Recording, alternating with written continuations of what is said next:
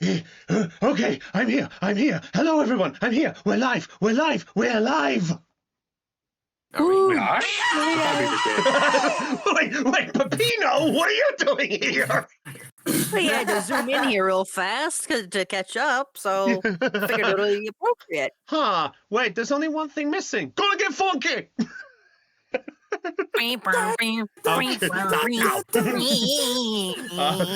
I'm going to let me stop this jukebox before we carry on. Click. Anyway, what is up, guys? This is Brownie of the Joy Charge Gamers, and welcome you all to Perception Check, or Poke-Ception Check, whichever name you prefer. You must have rolled pretty high to find our quiet little stream. I am Brownie, your Dungeon Master, and joining us tonight is the ragtag crews you, hopefully, know and love them. We're joined by Aeon. Oh, that's me. We're joined by the Floof. Joined by the Caitlin. Hey guys. We're joined by Heidi. Hello. We're joined by... Oh, hang on a minute. We're joined by Del. Hi, guys! Hi, Steve. Hi, Shit, we had a double. Hi everybody. We're joined by Lena. Did anyone hear an echo besides me? No, I think two Maybe. people did the same response. Wait, who did hi, Steve, anyway? Dean and I. Ah, Speaking of, hi, Thean. Hei pokon, se tatko tora potako na poto che sa tora pa grato. Potono tunita na tunala Oh, sa na no. tuna kana na na sana na sana na na No. rapitani kiniti. We Okay. said Thea, not Luigi. That was I think that was Mario. Mario and Luigi, both of them. Mario and Oh. Luigi, yeah. I'm Ah. excited for next month. Can you tell? Really? I Oh. can't tell. Could it possibly be for the thing that we thought we would never ever get to see, especially showcase ever again? Yeah. Nah, What I is? Wait, that was next month? Yeah, Yeah. it's next month on yeah. the 7th. For those who don't know, the team that made the Mario and Luigi games, the one that did Superstar Saga, Dream Team, Bowser's Inside Story, Partners in Time.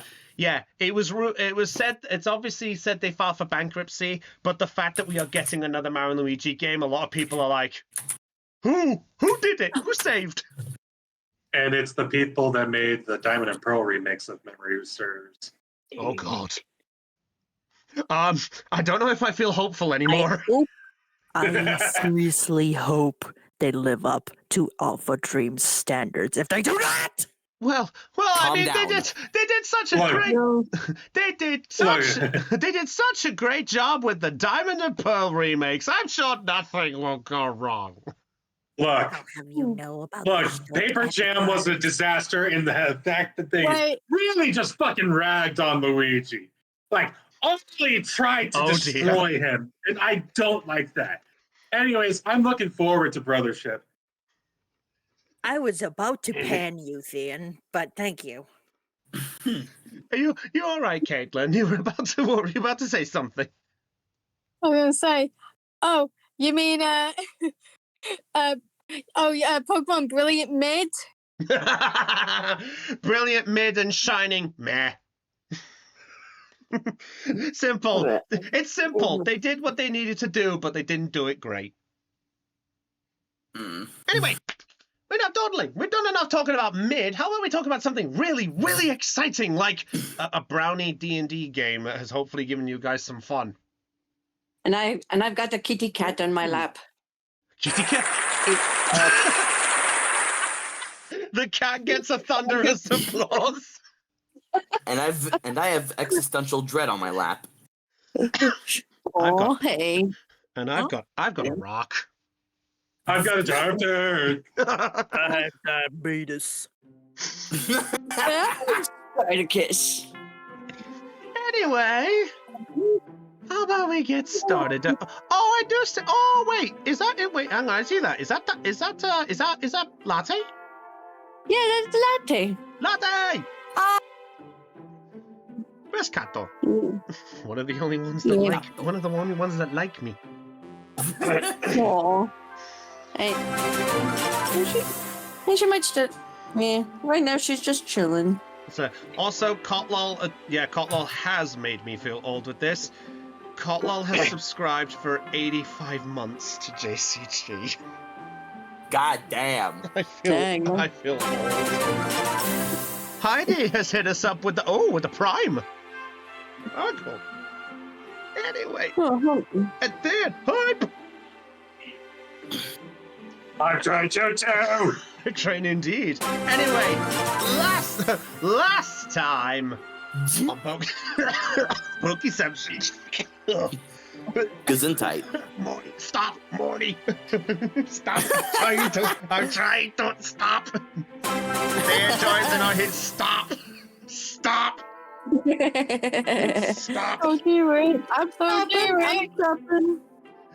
Caitlin, help. Wait. Oh no, I don't know, wait, guys. Anyway, last time on Poke-Ception check, Team Unity had made their way to Moorville City to prepare themselves for their next gym battle. Along the way, they came across the gym leader, Tide, the grandson of the former gym leader, Watson. After completing an assignment that he gave to you all back at Juford, you made your way to Moorville, prepped yourselves up for a gym battle in your own special ways, encountered a friend that was acquainted to Tycho in some way, in the form of Professor Kukui, and with a near sort of discomfort in the group. You all made your way, eventually the next day, to the gym, but not all of you.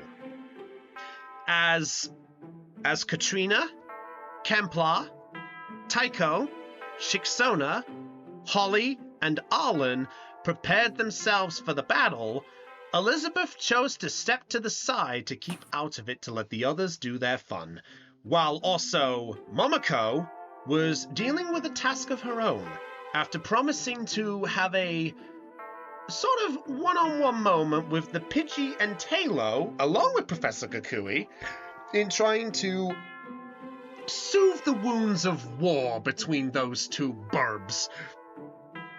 As you made your way inside, you were encountered by Tide and his conundrum, which you all successfully passed without figuring out why you passed. And you dealt with the all-star that he had of Primarina. With a little bit of good rolls, and despite a double phase in the fight and some sneaky hidden opponents which was related to the gym challenge of Perception, I said the thing. Roll credits. You all managed to get through with pretty much good success, with the only casualty sadly being Servine taken out by a rather angry Primarina. But with the only casualty there, the battle was interrupted by the referee who had uncovered themselves to be a member of Team Lone Wolf, who tried to attack the platform that Tide was under in an attempt to hurt him.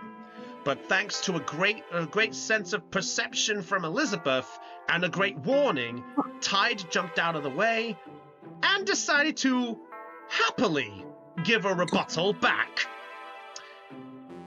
And that was where we last left off. So, Team Unity. At this point, let me get a good music up here. This'll do for now.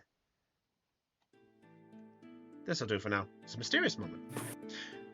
So, at this point, all of you have now watched as Tide has leapt over and grabbed hold of the Team Lone Wolf member and the unconscious Carvana, who Donna, the Primarina, basically pounces on to keep the Carvana in check. I will just delete the Carvana for now.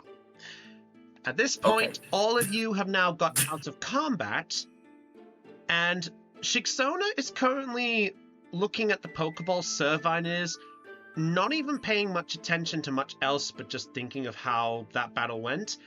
As for the rest of you, what do you wish to do?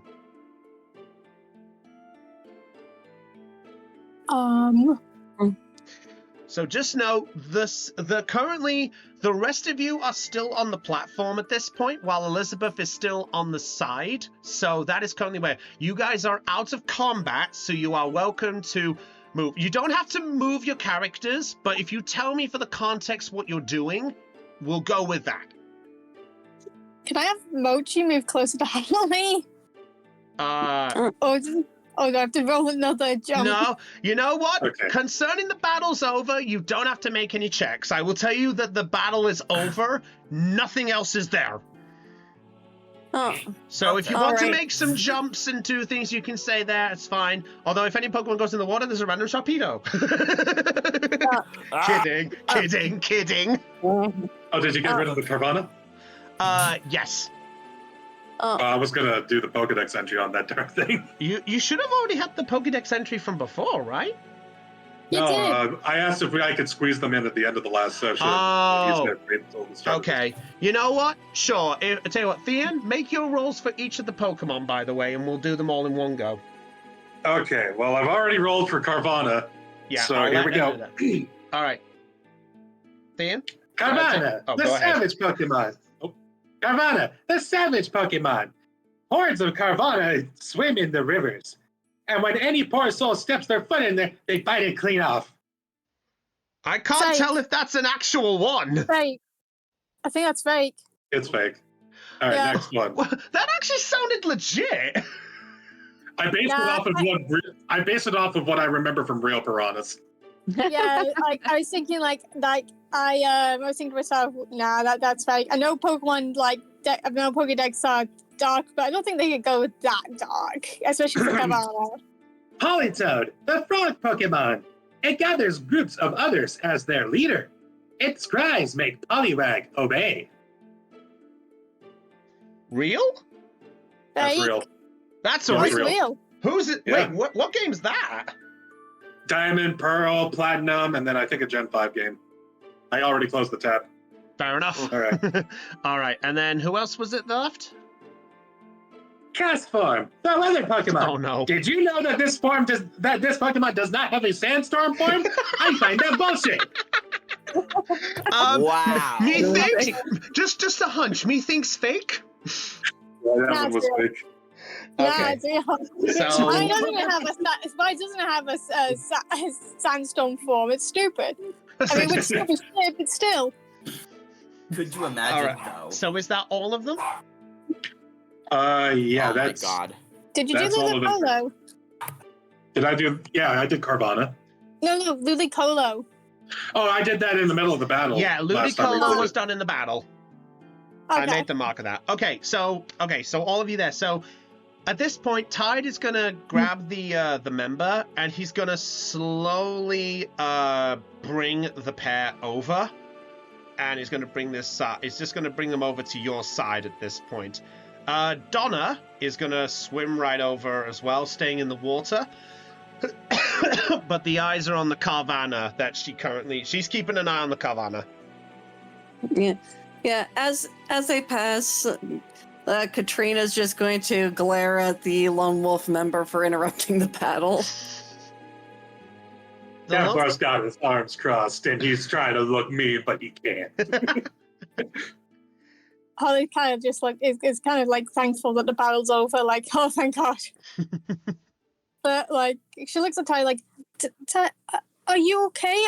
Are you hurt? I'm fine. Thanks to Elizabeth's quick work. Nice eyes, Elizabeth. No problem. I guess Tycho's giving that lone wolf member a nasty look, along with Tux.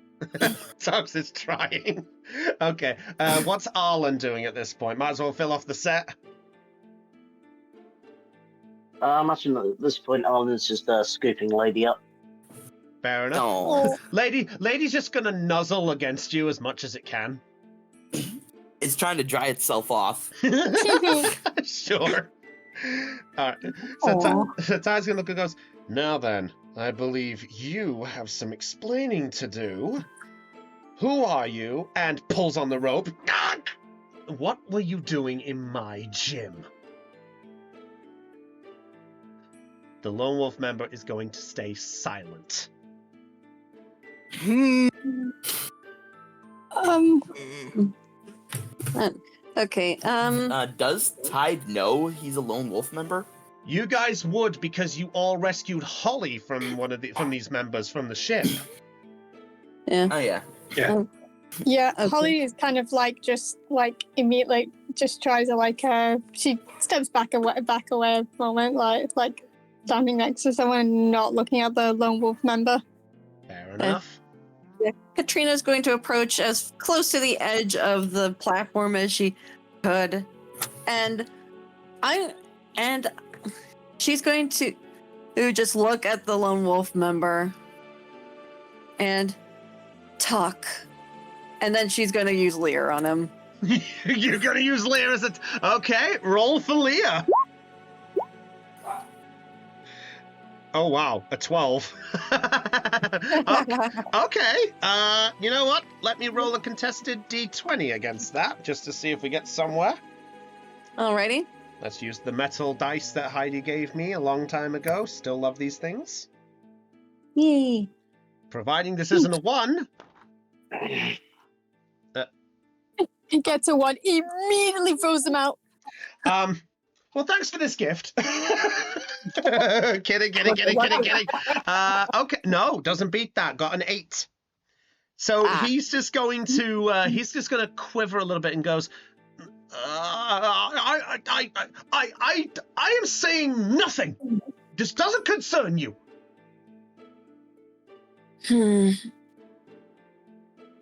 Right, it's Elizabeth's turn. Uh-oh. She's going to march right up, and having been a Team Rocket member before, she's used to interrogating people, so she's going to just grab the guy by the collar of his shirt and drag him up nose to nose with him. Okay. Listen here, you little I am going to ask you this one time and one time only. You are going to talk, or I'm going to make you. Okay. Roll an intimidation. Jeez. I'll say you get a +5 to it because of the Lear. Oh. Wow. Okay, so that 18. is an 18. He's just gonna look and goes, okay, please, just don't hurt me. I didn't want to do this job in the first place. Okay, with how Liz is interrogating him, Tycho is going to chuckle and be like, "Nice." All right, so Ty's just gonna look and goes, wait, you sound like you're familiar with these guys. Well, we ran into them in the previous gym. He's No, a it member was in of Team Slateport. Lone Wolf. In Slateport, not the previous gym. It was a Sorry. battle facility, not a gym, but good reasoning though. Lone Wolf. Wait, are you those guys Oh. I have been looking forward to dealing with this. And at this point, the guy's going to go, you have nothing to do. Besides, you have... you're all worn out. I could take you if I wasn't... He pulls on the string. Quiet. Now talk. The lovely lady was giving you an instruction. Elizabeth's just gonna crack her knuckles. And Katrina's just going to give off this menacing aura. Oh, Tux is getting closer. In case Tux is gonna need to use spiderweb on him. Oh, all right. Just in case, though. Okay. He's just gonna look at us. All right, fine. I came to get your stupid legendaries. There, I said it. Mm-hmm. Wait, legendaries? So you were after both of them? Ugh. I said too much. At that point, he's just going to kick him to the ground, and he's just going to put the foot and goes, so you... What do you know about them? That's strictly on a need-to-know basis, and I'm pretty sure I never told any of you lot. The only ones I told were the ones who I asked to pass the information about the names in the first place. Interesting. He looks over at the rest of you. Go ahead, sorry, Ian. Sounds like somebody you know has a problem keeping secrets. It could be I'll possible. say. Could be possible. Maybe it was an inside job. Concer- They were around the corner listening when we were talking. Considering Wait, he sorry. was in What my... was that again? Oh. He said they could have been round the corner when you were talking about it. That was what you said, right, bud? Yeah, that's what I said. Okay, sorry. He's just gonna look and goes, And at that point, he's just gonna goes, well, I know a bit more than you think, buddy. I know how pathetic that they are right now. I was told I could have got them now at their weakest, but no, didn't count for this. Evidently. You just scared the piss out of me. What? Was that Kempler or Thean? Thean. Oh. And at that point, he's just gonna go, bah. Fine, do what you want with me. I have no interest in this anymore. Besides, I already got the information I needed to know anyway. If I got hold of them, it would have been even better, but no. Bah! It's Tied at better that- that you don't. Tide at that point is just going to reach down, and he's going to hold out both the two master balls in his hand.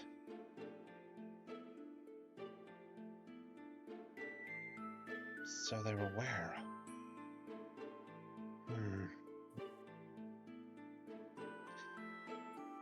Well, I think we should get something dealt with. It's immunity.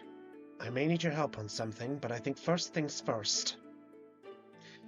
We should probably deal with our intruder, and I think we should get everyone back up recovered, I think.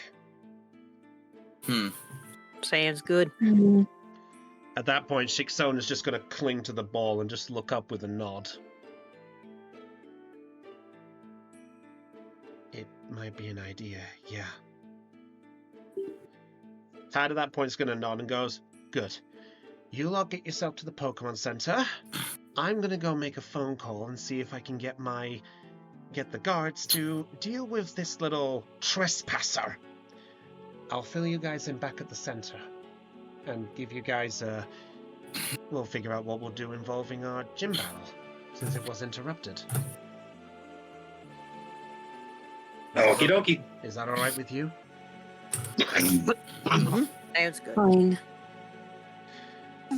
Should or maybe would it be best to have someone stay here with you in case there is any more nasty surprises?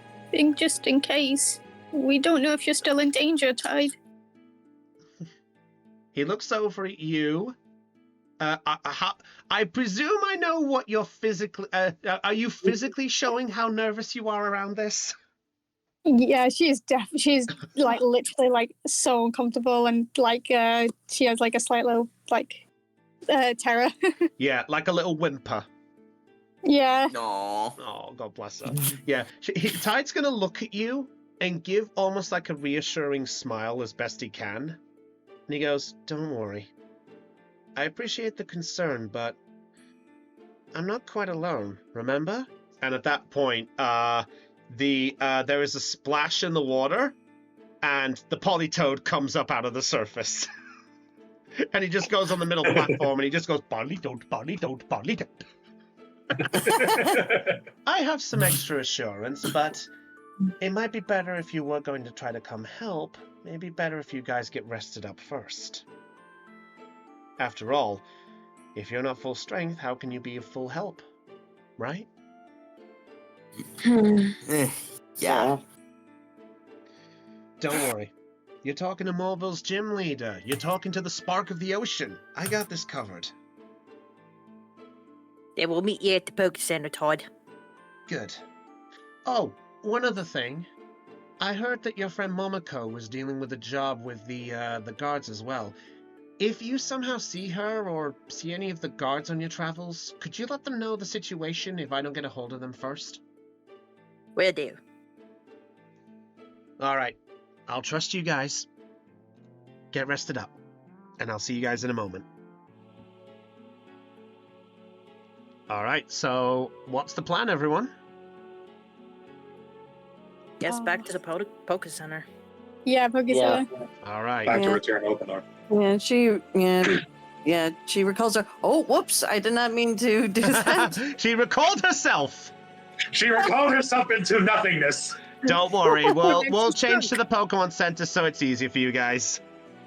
All right. Wait, did Kemplar and Katrina look for Katrina's parents on the way back? If you wish to, that's up to you. That's fine with me. All right, so are you guys going to break off and go look for them? Yeah, Yep. we're gonna tell everybody what we're gonna do and go look for them. Okay, we'll move up to this map here then for now. Okay, so you guys are up here. So if you guys are looking, so if that's the case, so are the rest of you going straight to the center after being told this? Yeah. Yeah. Okay. Shikzona is going to hold on to your hand, Arlen, by the way.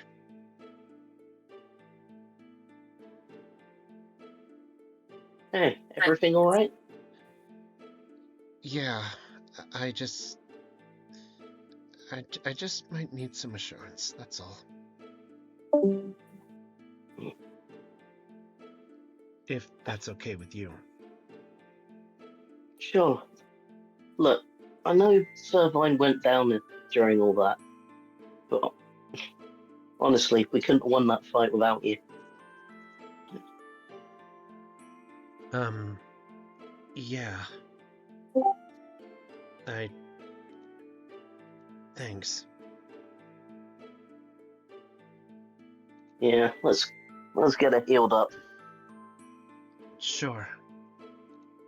And she's taking a hold as you get there. So, as the rest of you make your way to the Pokemon Center, Kemplar and Louise, I would like, tell me, where are you going for your search? Or what are you doing at this point?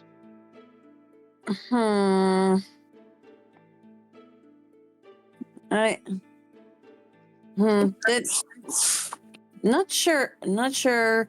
Like, was it mentioned like where they would be or No, we didn't specify a place of meeting ups. That's the No. problem.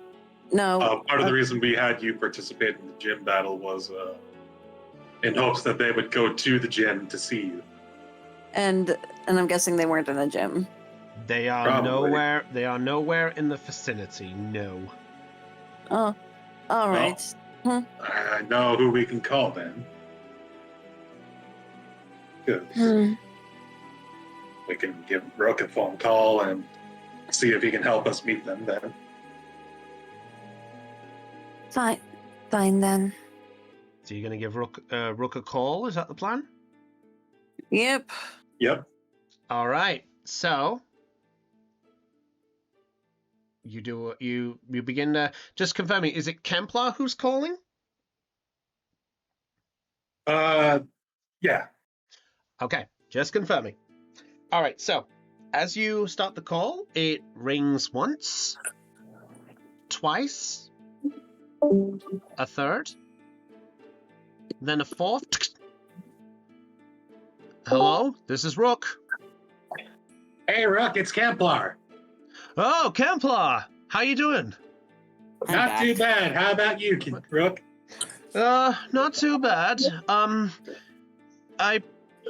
What can I do for you? Yeah, remember how we were going to meet Katrina's parents in Malvale City? Yeah, that's right. We forgot to set up a meeting point. Yeah, I was wondering about that one myself. There's actually a small hiccup at the moment, I'm afraid. I might be a little later back. Okay. There's been a bit of a roadblock on the way to Fortree, I'm afraid. Oh, okay. So, sadly, I have to get my subordinates to help me get the long way around. I'm afraid it's going to be at least another week and a bit before I get there in time. All right. What do you want to do, Katrina?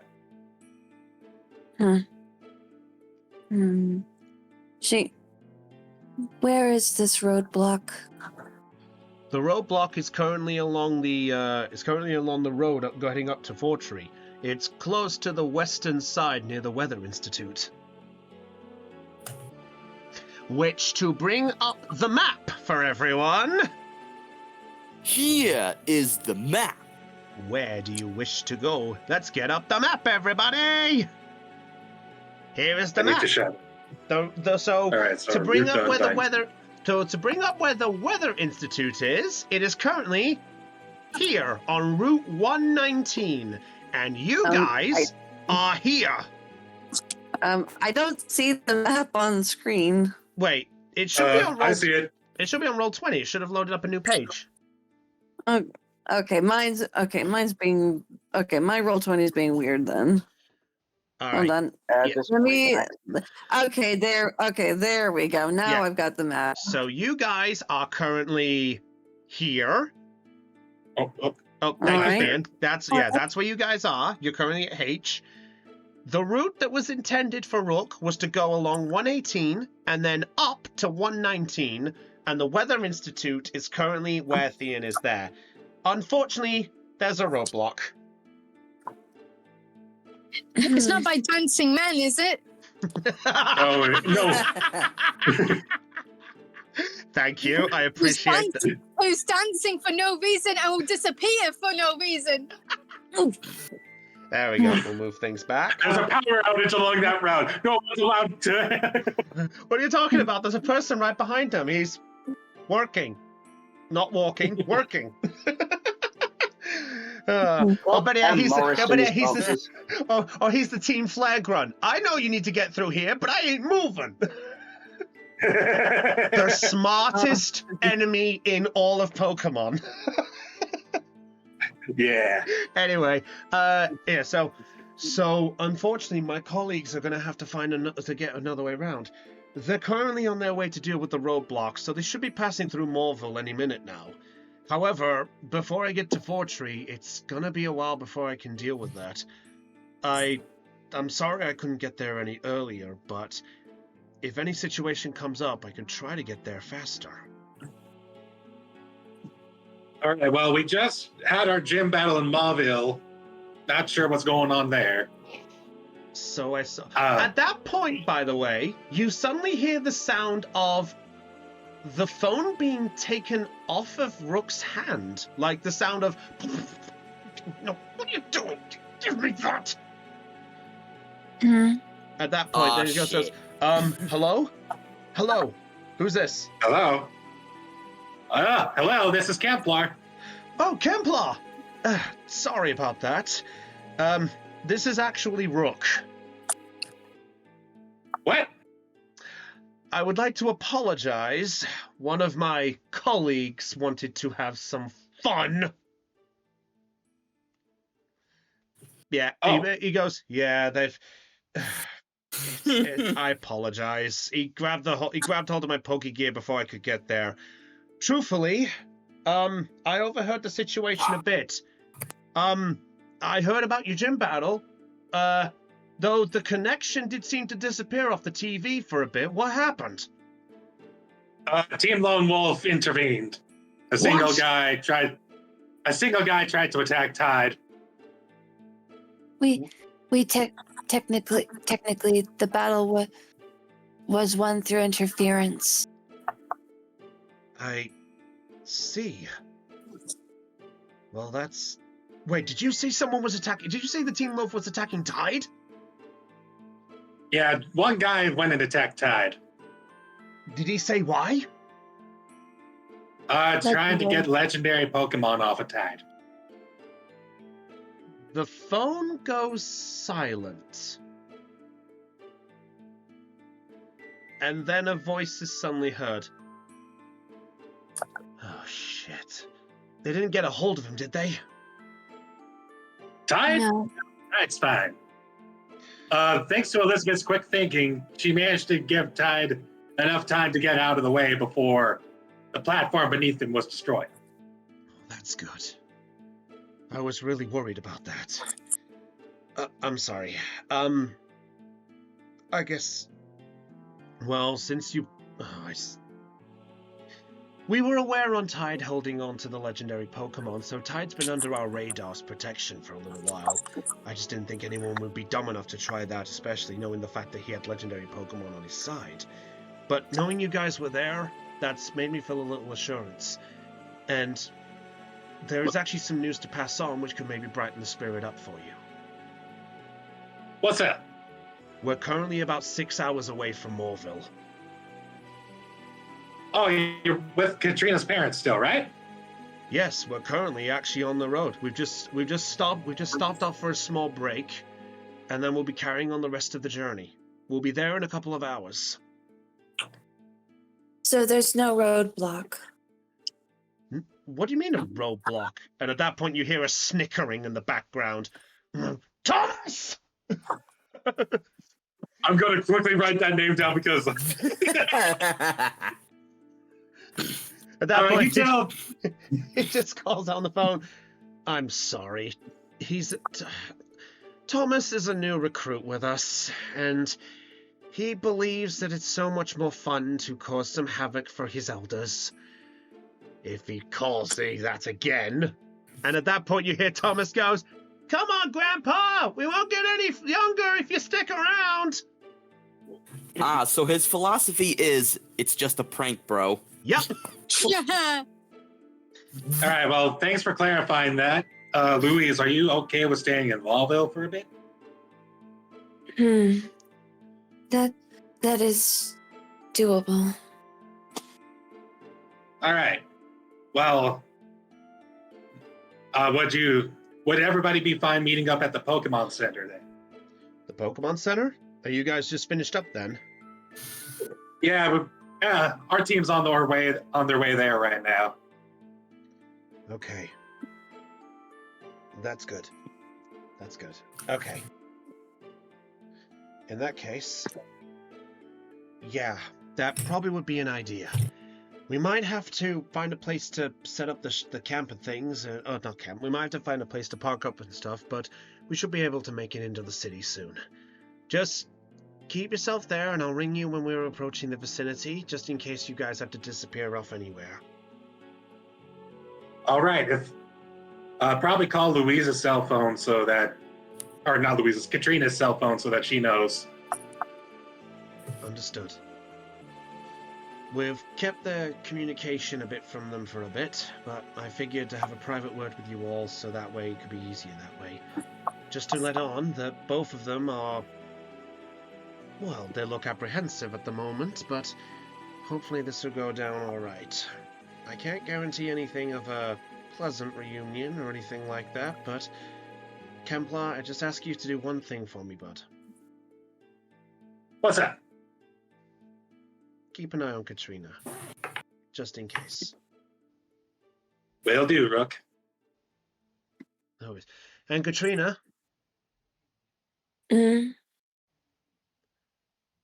Yes. You'll see them soon. She just kind of turns her head away, just not sure what to say. Katrina, you there? Yes. Okay. Anyway, we'll be beginning arrival soon. You all just do what you gotta do. And we'll see you back at the Pokemon Center, and we'll ring when we're in the area. All right. Take care, Rook. You too. And rest up well. Will do. Bye-bye. Okay. I was getting tired of making the phone hand and talking into it as if it were an actual phone. Fair enough. All right. Well, that pretty much settles where we're going then, Louise. Or get Katrina. Right. Yeah, her face remains pretty stoic, but her physical gestures like are. Your microphone cut off, but I'm gonna guess. You feel nervous?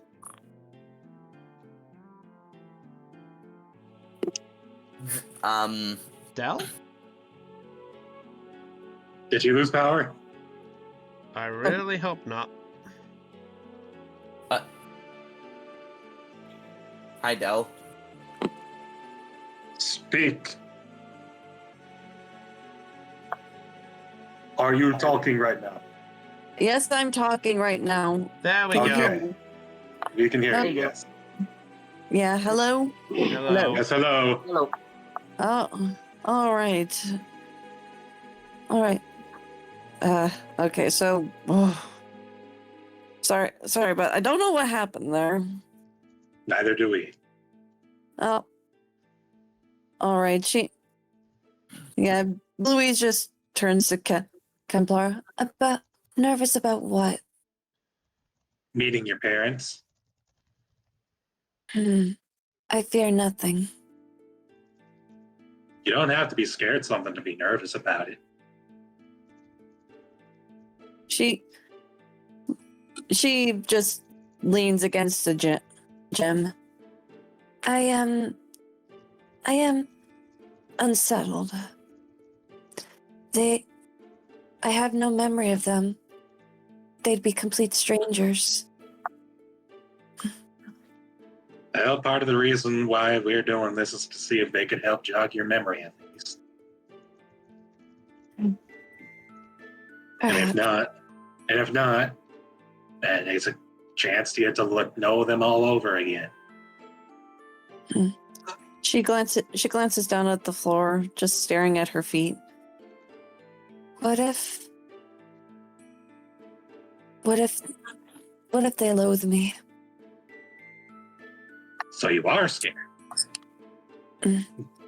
Katrina, if they absolutely hated you, they wouldn't be going out of their way to see you. I suppose not. Tell you what, I'll stay by your side until we finally meet them. She lifts her head up. Thank you. All right. Shall we head back to the Pokemon Center now? She just doesn't say a word for a moment, but she does hold her hand out to him. Templar will take her hand in his. Oh. Yaw. And now they walk back to the Pokemon Center together. Yes. As you're heading back, there are a few eyes from some of the residents of Moorville who are giving you a little look from the distance there. This is obviously not to scale the city, by the way. This is just for the map context. But there are a few who are looking there. Some do recognize you, Kemplar, but they don't say anything, but they just smile as they're looking at this. Aw. Can Templar wave hi to his friends as he walks back to the Pokemon Center? I'd say so if you want to, sure. But if you're stopping and saying hi to everyone, I don't know if Katrina will like that. No, we're not stopping and saying hi. He's waving hi to everybody. Even the NPCs ship them. I wasn't gonna say it. I wasn't gonna say it. All right. And then Sleuth did. I don't think she's ready for that yet. I don't know. If no one else was gonna say it, I was. All right.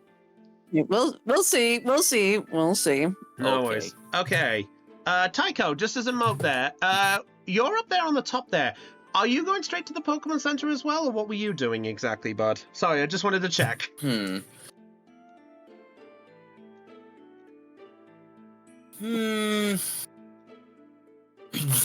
don't know. So you'll be Kemplar is gonna be staying by Katrina's side, right? That's what's presumed to be, yes. And currently, Arlen is holding Shixona. So there is Holly, Elizabeth, currently walking back as well.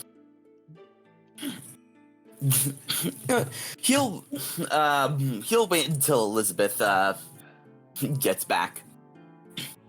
All right. Elizabeth, are you going straight to the? Are you? So what was that? What's up? So I heard somebody about to say something.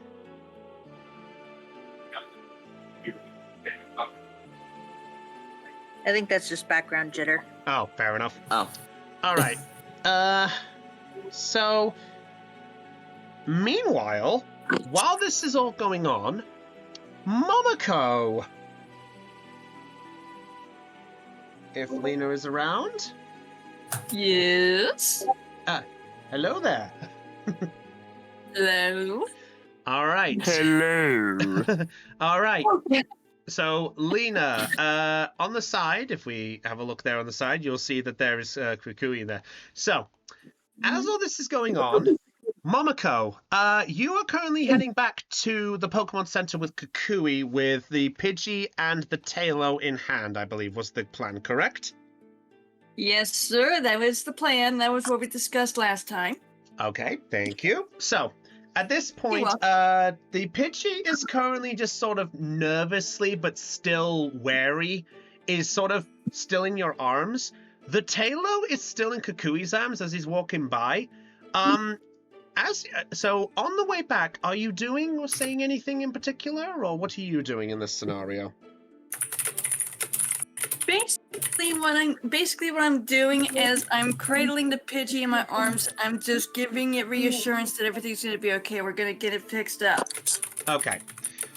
So as you're doing this, it is just still in the same still pose as it was, if you want to call it a pose, but it's essentially just there the entire time and just clinging as it goes. Kukui is just going to come by the side and just goes, "How you holding up? Is Pidgey getting restless or anything?" Restless, but more nervous. Well, that is to be... I don't know if I've ever been to a Pokemon Center or seen a doctor, so I'm not really sure how this is going to work out. I'm just hoping for the best. Well, while Pokemon do tend to have a different tendency to most humans, some loathe them, some fear them, some respect them, some like them. Until we figure out what's going on with this little guy, same for this little one as he gestures down to the Tailo, we won't know exactly what's going down, you know? It's very true. Still though, I'm sorry we couldn't stick around long enough for that second half of that battle with your team there. Do you think they got out of it all right though? I hope so.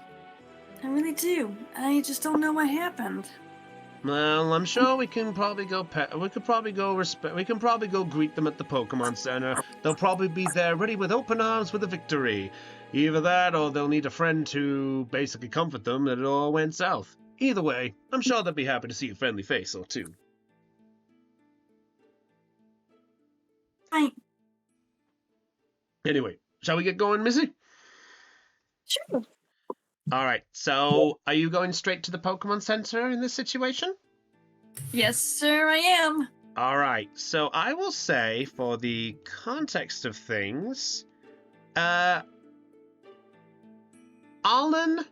along with Elizabeth and Holly, actually, question, is Elizabeth ahead of Tycho at this point and he didn't know, or is Elizabeth at the back? Just because I know Tycho said he was waiting for Elizabeth. I was gonna stick with the group, so I'm like kind of in the middle-ish. Okay. Oh. So as you are approaching the square to the Pokemon Center with the Pokemon in hand and everyone's giving you that look, Arlen, Holly, and Elizabeth, you are the three who see, with Shixona just holding Arlen at this point by the hand. You are then greeted by the sight of Momoko, Professor Kukui, and what appears to be two Pokemon one Pokemon in each of their hands. Momoko, are you What happened? You look like you've been busy. I have been. She's been helping out with the situation. Did she not tell you where she was going? Nah, she just kind of dipped halfway through the battle. She technically didn't turn up in the battle. She actually went straight after the Pokemon Center and without you guys to the gym. Sorry, retcon what I said. It's all right. We didn't see you at all in gym. we were wondering where you were. Although this kind of explains it. Yeah, whenever I heard about what happened with these Pokemon, I decided to help out. 'Cause I Yeah, felt so sorry. Go ahead. She already said her piece because the last thing she said was because she felt sorry for them. She was So if the professor wants to speak, go ahead. All right. Sorry. My apologies, Lena. Yeah. Oh, Grandma? Professor Mommy. wait, hang on. Is Professor Mommy the female from Scarlet and Violet's professors? Probably. I mean, technically. She can be mine. She can be my mummy. Okay. Hey. I am now the dead. Cheers. And I'm dead. I don't have one. There's a vacancy. Oh. Oh. Well. Good night, everybody. I am now dead. From laughing. Oh no. Anyway. Okay. So Kukui's just getting talking and goes, His little Missy basically was just doing her part. Apparently she organized with the card guys to basically help look after these guys. So I was actually originally asked to keep an eye on them, and Momoko here was happy enough to oblige some help. And well, as you can see, as Kukui is gesturing to the Tailo, as the Tailo is now looking at the group of you, and is looking with this intent of, come closer, I dare you. Meanwhile, the Pidgey is sort of the same, but the nerves are clearly seen. By any chance is that Taylor looking like come closer? I dare you. I'll peck your eyes out, kind of thing. I would say, based on your knowledge of what you've been through with the them, yes. Ha! Feisty little things, aren't they? Damn! Well, okay. Well, Taiko is coming over to ask Kukui something, but these two birds are gonna be a problem. I mean, you can certainly try approach if you'd like. Proceed. You know, I think he's just gonna do like this. Go around them. Fair enough. Because you know what? That's because Taiko's not stupid. Kukui. He looks over you and goes, oh, Taiko, what's up? There is an ideal fishing spot from here. Ideal fishing spot? Well, you could go back down the south entrance. Near New Morville City, you'll probably see a nice patch of water there. Why do you ask?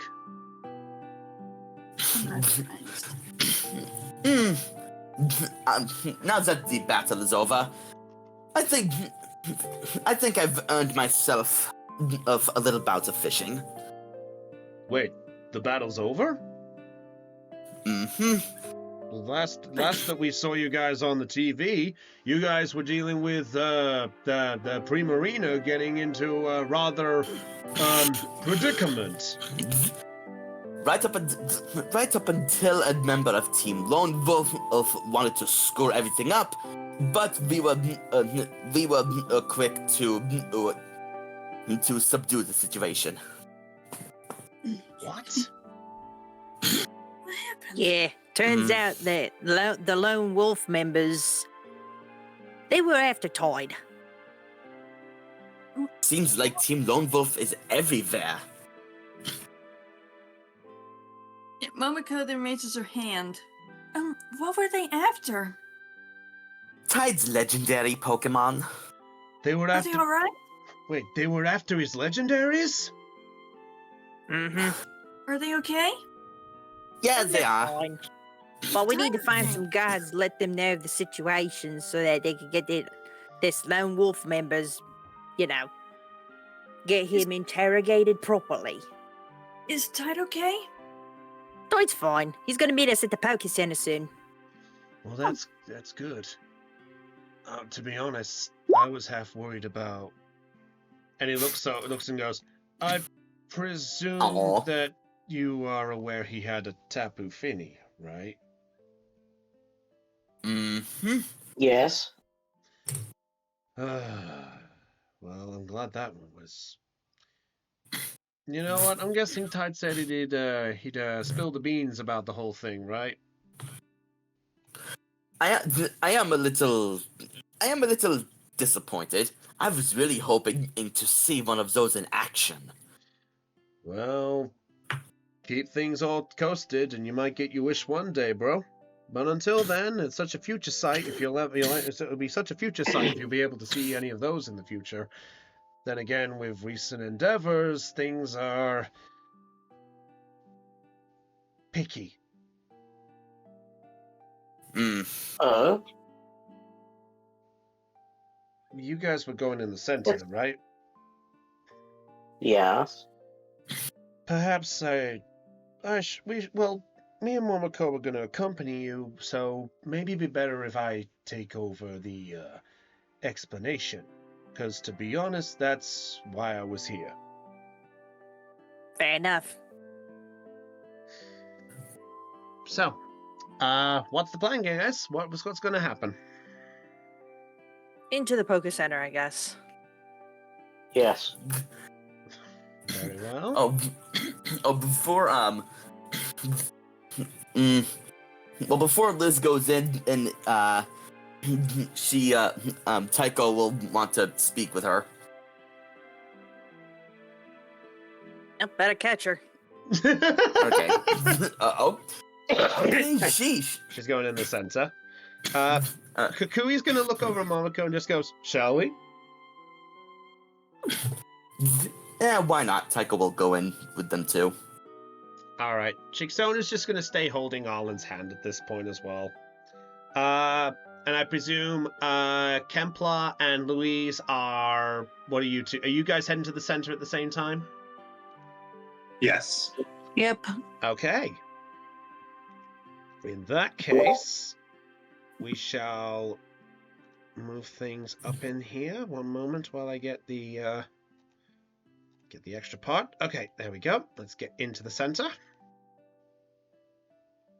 Oh, the guard guy. Forgot about that. You don't really need him there. No, I do not. All right, so I will say for the sake of time, Shiksona is going to run. As soon as we get into the center, Shiksona is going to rush straight over to the desk and instantly place Servant's Pokeball ready for healing. Do the rest of you take your Pokemon to heal as well? I mean, nothing happens to me the whole gym, so... Neither did it Tux, so nah. That's up to you guys. Templar needs to do a thing instead. Okay.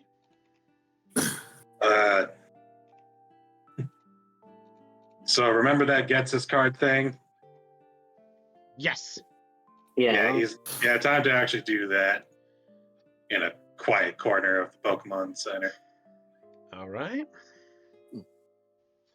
So you're gonna wait until Shiksona is basically alone to get a chance, yeah? Yeah, I'll be giving that to her then. Till then, I'm gonna get the information O needs. Okay. So does that mean I would say that you guys would come in after Kukui and Momoko are there, so you see the group basically after they've adjusted who's healing and who's not. Okay.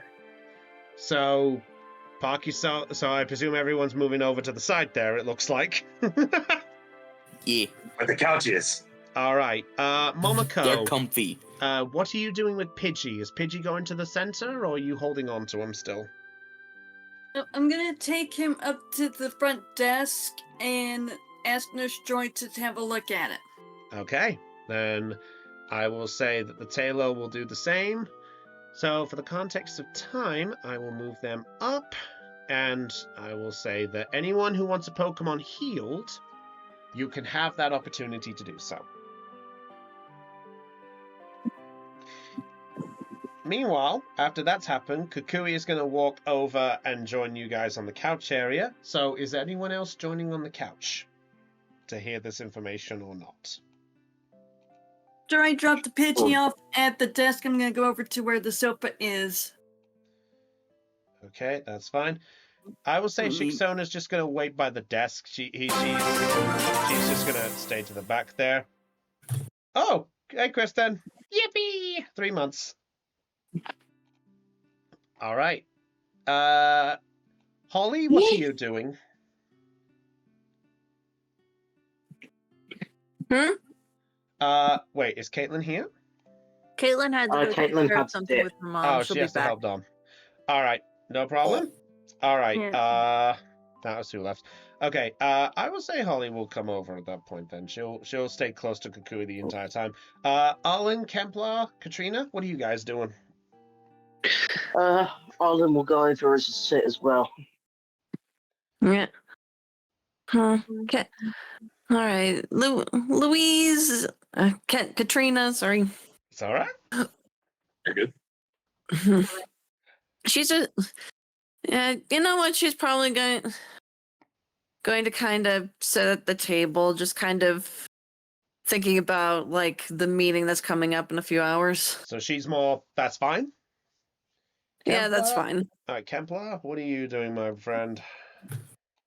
Gamplar is going to be with Louise. He's just got to do the gets his card thing too. Okay. While Shiksona's there, do you want to just say you're going to try give the card then? No, this is the whole separate thing. This happened a couple sessions ago. Light the black card with an Ember attack and reveal 2 numbers on each side as well as a colored chip. Then he then needs to relay the numbers and chip colored to O. Might as well get that out of the way before giving the card to Shikzona. Okay. If that's what you want to do, bud, I will say that you have the ability to do so. Do you want to do that now then before we get to the lore dumping? Yes. Okay. So Shiksona's still going to wait by the desk. Nurse Joy's going to take the Pokemon into the back as well as Servine's Pokeball, and I'll say if anyone else's Pokemon is healing, it's doing that too. So Shikzona is now just going to casually just walk over and is just sort of just lost in her own world. She's going to just walk over to she's just going to walk over to the desk to join you guys. I'll say she does that for the moment. Okay. Now she's worried about Servine, right? So it's only natural, wouldn't you say? Mm-hmm. Yeah. So yeah, if you want to do that, Thean, I'll say I'll allow that if that's what you want to do, bud. Yep. Oh, So- we'll do Thean's one first if you need the bathroom. We'll do Thean's one first. Yeah. Take this moment to do the bathroom. All right. Do you need me to actually use the Ember attack? Yes. Okie dokie. This is Please don't where. set the Pokemon Center on fire. Oh my god. Now you put that worry in my mind. How dare you put that worry in my mind? Oh god, Kempler's gonna commit arson. All right, Shikzona, I need you to. Could you bring out what was the Oshawot's name again? The Oshawot's name. I need to get Oh. my info on that. Oh wait, it's a do-what now. Yeah. I don't believe it had a name. It No. was just you. Yeah, the Oshawott evolved, but unlike us, Duat. Shikzona never gave her Pokemon any nicknames. Yeah. That's right. Knight never okay. Yeah, she never gave any of the Pokemon the nickname, so none of them had one. Can you bring out do-what for a moment? Just to be safe. Sure. And she sends out Duwop. All right, now here we go. Ember attack on the Getsis card. 5? Easy enough. I was going to say, if you rolled anything higher than 18, I would be concerned. I would have been very concerned as well. It's like super accurate. Oh yeah, It would that's- be that's super real smart. hot. Hey, that's real smart. Nothing much. Let's Nothing much, Kristen. We're just beginning. Law things. So far, to Kristen's aware, parents are about 6 hours away. Momoko's joined back up. Everyone's there, and they discovered that the Lone Wolf member was after the legendaries. So we're getting some lore dumps. But first, so the card, similar as before, lights up.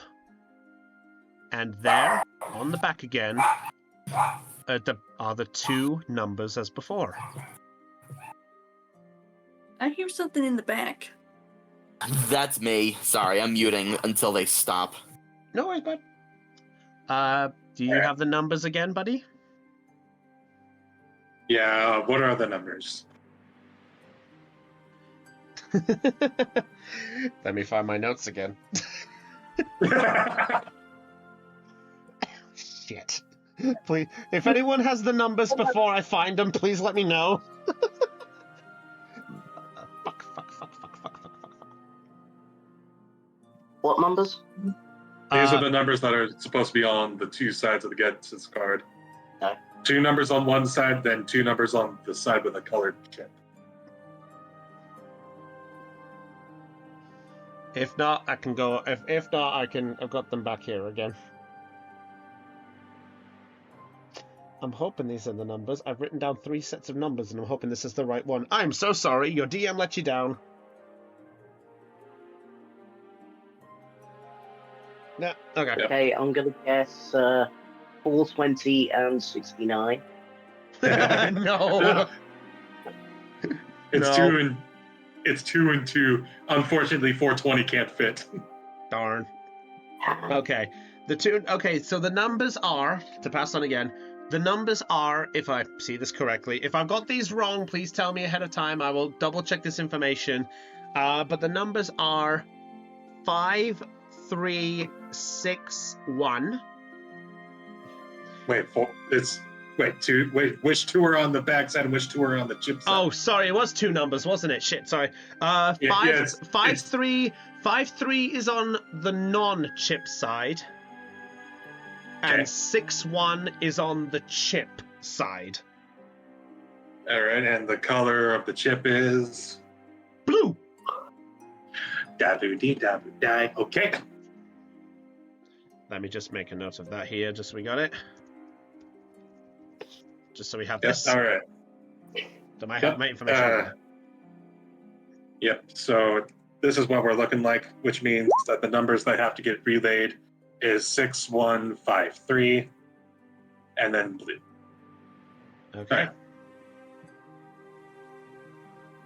So now we have to summon the rook, which we have in our... Summon the rook. the O! Summon the O. So it's, oh dear, things are dire.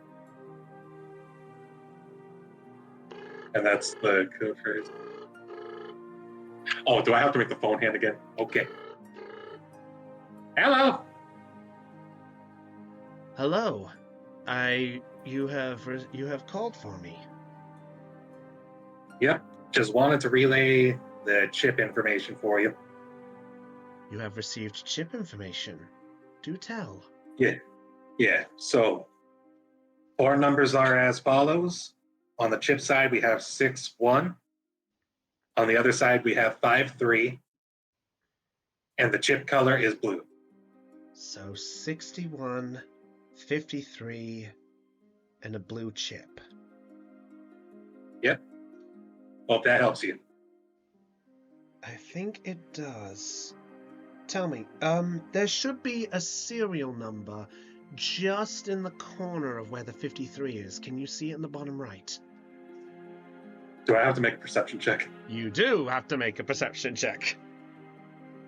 Okie dokie. You need to roll a higher. You need to roll higher than a 15 to find this. Okay. Ow. Fair enough. Nice roll. Thank you. Hidden, just as you think that you have not looked in the corner properly there, the fire from the ember does hit the corner, and there is a 5-number serial number in the bottom corner. All right. The number on the corner is 00053. All right. So, serial number is 00053. Okay, got it. And you said that you got this as a message from Getzisk as well, correct? Yeah, this was the card that Getzisk sent us a message through. Okay. I think I can work with this. Thank you for your All help. right, Just keep me posted if you find anything else. All right, I'm gonna give the card to Shixona in the meantime. I think it's gonna be more important for her. Understood. Keep me posted. Will do. Bye-bye. The phone disconnects. Did you catch that, Shixona? Yeah. So, this will help me find Jin? It should. Here you go. And Kepler will slide her the Getzisk. She hesitantly takes it, then nods and puts it away. And then she just goes back to her thought as she looks over at the desk. That's when Kemplar turns to Katrina and says, I called him after that whole bee barrel incident with Getsis. He told me to do that with the card. And I wanted to do it after we got into Malaville, but I forgot.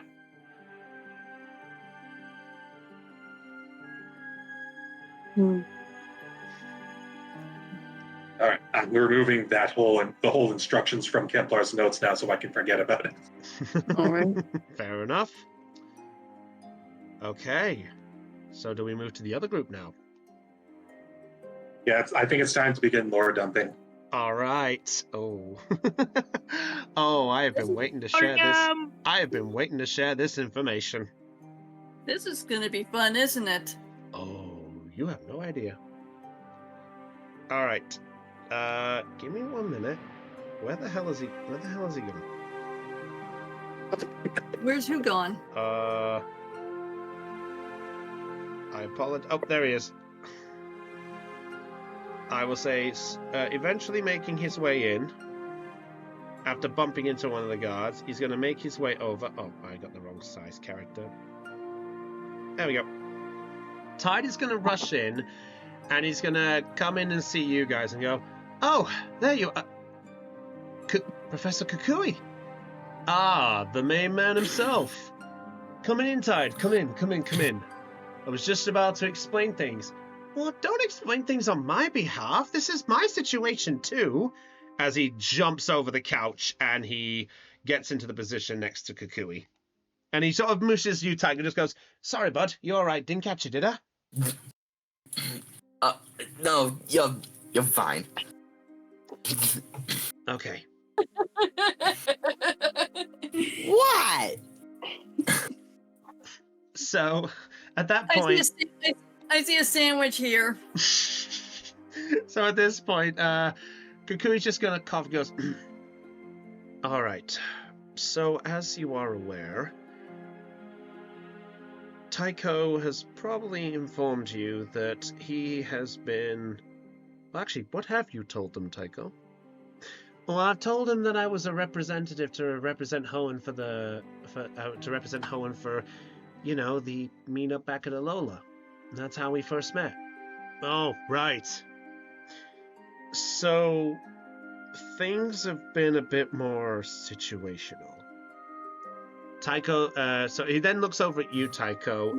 Tide looks over at you, Tycho. So, you told me that you guys had an encounter with Deep Blue, correct?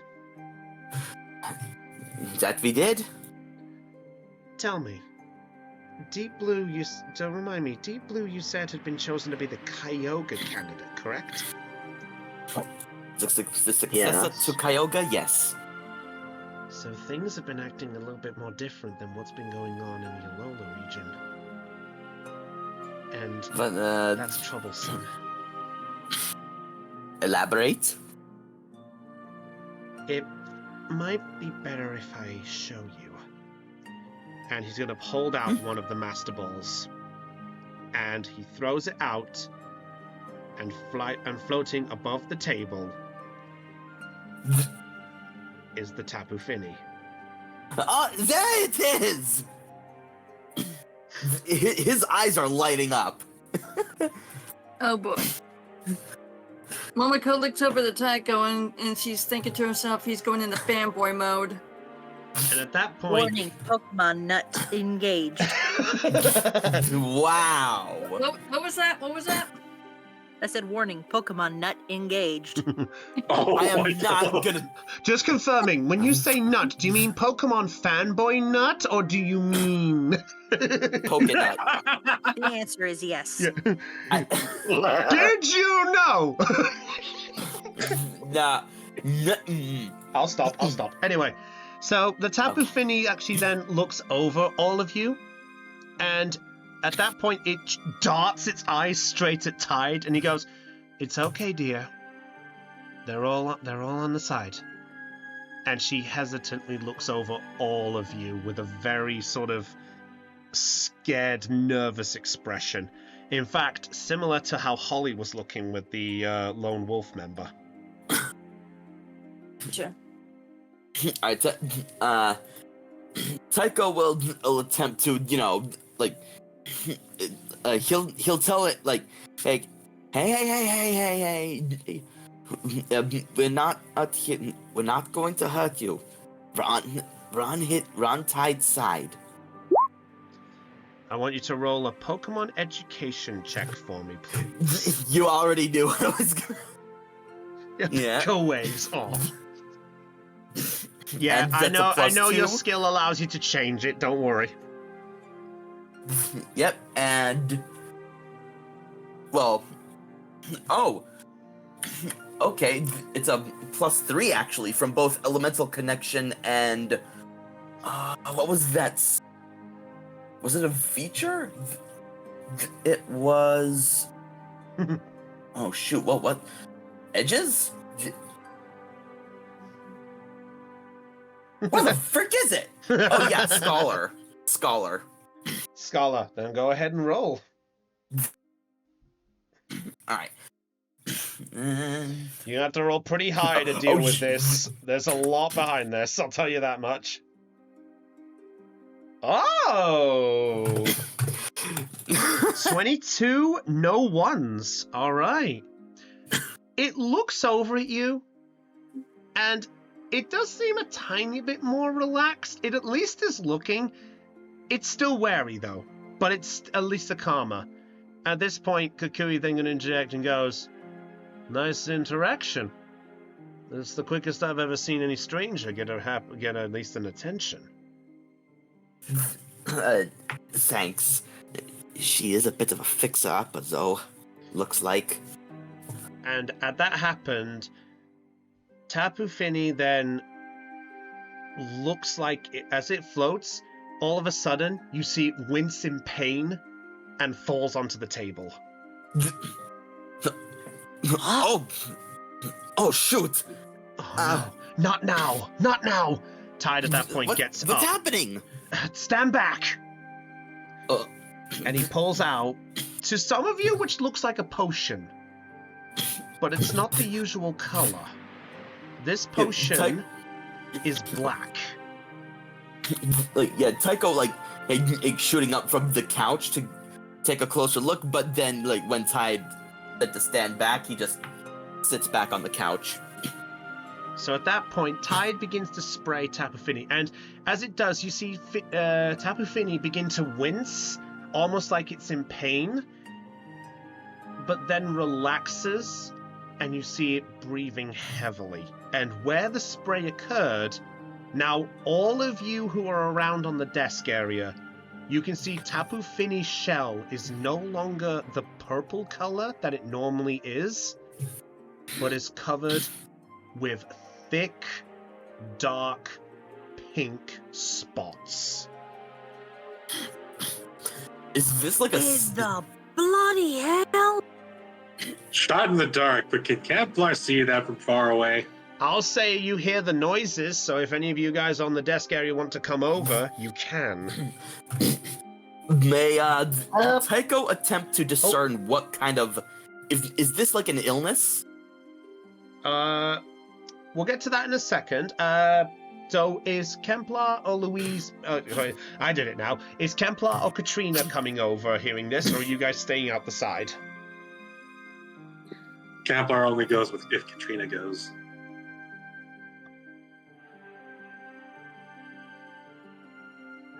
Del? Sorry. Yes. Sorry, you there. Sorry, I wasn't sure if you were there. Sorry. I'm still here. Sorry. That's okay. Oh. Okay. Was something directed at her? Basically, I'll say there's the sound of some wincing and panicking on the other side. It's up to you if you want to react to that, or if you prefer to keep your own thoughts of where you are. She's gonna keep her distance for now, but she is gonna kind of eye what's going, like what she can make out from a distance.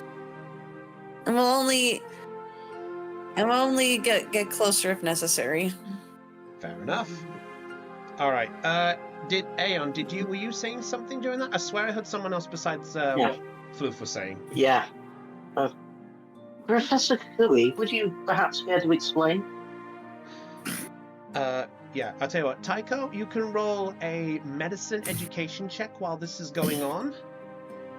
Okay. And this is specifically medicine. You can't do anything else with this. Mm-hmm. Oh, there's medicine. There's the one. Well, you jinxed me, DM. Hard to know. This is new to you. I don't know what this is. I've never seen this before. There's a high chance that you wouldn't. This is something that's happened quite recently. And to be honest, it's why Tide has been given the Tapu Fini. And It was given to him? Yeah. The Island Guardians have been delegated by the Kahunas. To explain, the Kahunas are like the island heads, or the Elite Four, so to speak. Right. Tapu Fini was under the protection of Hapu, who's one of the youngest ones of the island Kahunas. But anyway, that's a story for another time. See, something happened, and, well, concerning how much you guys have been involved with this, concerning you where, the Tapus were going to be given the chance to choose new candidates because of what was going on, and they had selected their candidates. However, that's where things turned into a situation. Wait a minute.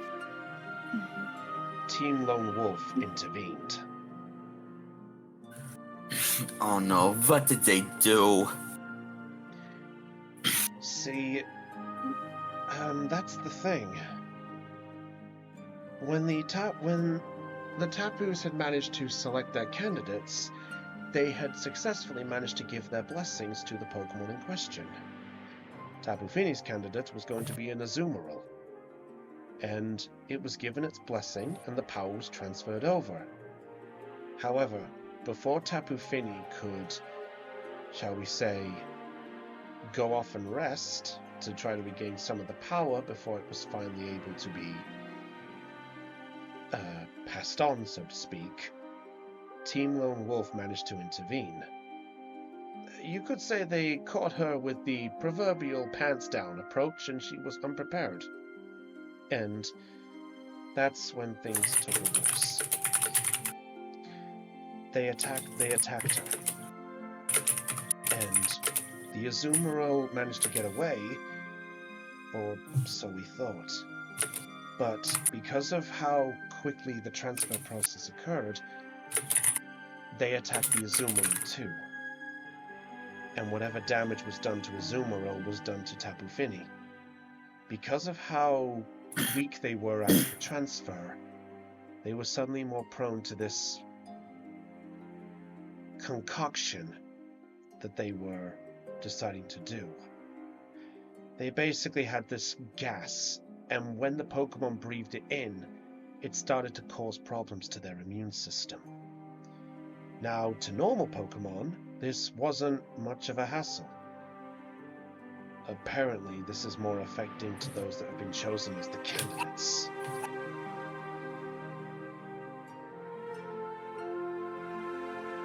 So you're telling me Lone Wolf have some sort of biological weapon that targets legendaries from their candidates? That's exactly what it is, yes. Oh, How that's do we horrifying. stop it? What was that, Heidi? How do we stop it? Well, that's the thing. We don't have a cure yet. That potion that Tide has there is something that we managed to use by utilizing the chemical components within that gas that we managed to pick up from another attack and combining it with some of the essence that was given from the candidate and the legendary. Now, in order to prevent this, we found that the candidate and the legendary have to willingly give up some of the power. So that means the candidate won't be as strong as a normal Tapu Fini would be as a guardian deity, but that concoction is enough to at least keep Tapu Fini in check. The downside, from what we can tell, is, well, we observed this with the two of the other Tapus. We witnessed it happen to Tapu Koko and Tapu Bulu. We have no news on what happened to Tapu Lele because when we tried to get in contact and try to discover this, Tapu Lele was gone. Did Team Lone Wolf get to it? I don't know. We searched every signs, but there was no sign of a struggle, no sign of a candidate chosen, no sign of any type of mischief, nothing. But successfully, we managed to find that Tapu Koko managed to distribute his energy and managed to successfully choose a candidate. His candidate turned out to be an Electivire, ironically enough, but that's another story. But when Team Lone Wolf came by, they watched the occurrence, and they apparently called out it was too late, as Hala jumped in to basically protect Tapu Koko. When the transfer was finished and they both had been blessed, Team Lone Wolf apparently said, "Damn, we missed it," and they left. Disappeared as fast as a Rapidash on agility. Wow, and that's pretty fast. Indeed. However, Normally he'd chuckle at such an analogy, but he's not. unfortunately, Tapu Bulu is sadly another story. What happened? So, Tapu Bulu's candidate was going to be a Whimsicott. Strange, I know, but there must have been something. However, when the transfer process began, Lone Wolf attacked, and when they did, they managed to interrupt enough with the gas. When they did, it was too late to stop it. When we arrived, we uncovered to see Whimsicott and Tapu Bulu completely devoided in color. They were there lifeless, almost like grass shriveled up, decayed, lack of water. It was quite a sight. This is so fucked up. I know. And that was generally the reason I came here, was because I wanted to get an update candidate on see how things were with Tapu Fini. Tide at that point is holding Fini's hand and looks over the lot of you. To be honest, when I issued you guys the puzzle challenge, I was really hoping that you weren't going to get it wrong and you'd have to face Tapu Fini. Because even though Tapu Fini is strong and is able to fight, she couldn't fight for too long. Momoko then raises her hand. This gas, does it work like a virus for them?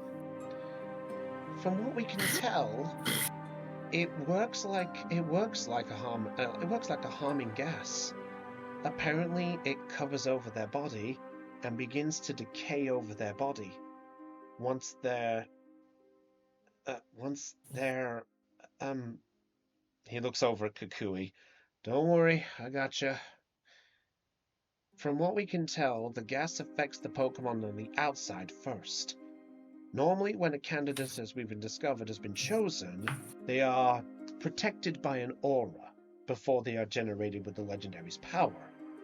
Now, depending on what that power will produce, whether that's controlling elements, the ability to talk, mental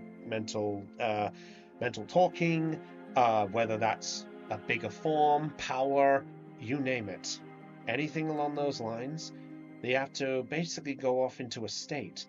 That's why the candidate's choosing is normally such an unknown procedure, because they normally go off into a hiding because of how weak they are. Same for legendaries.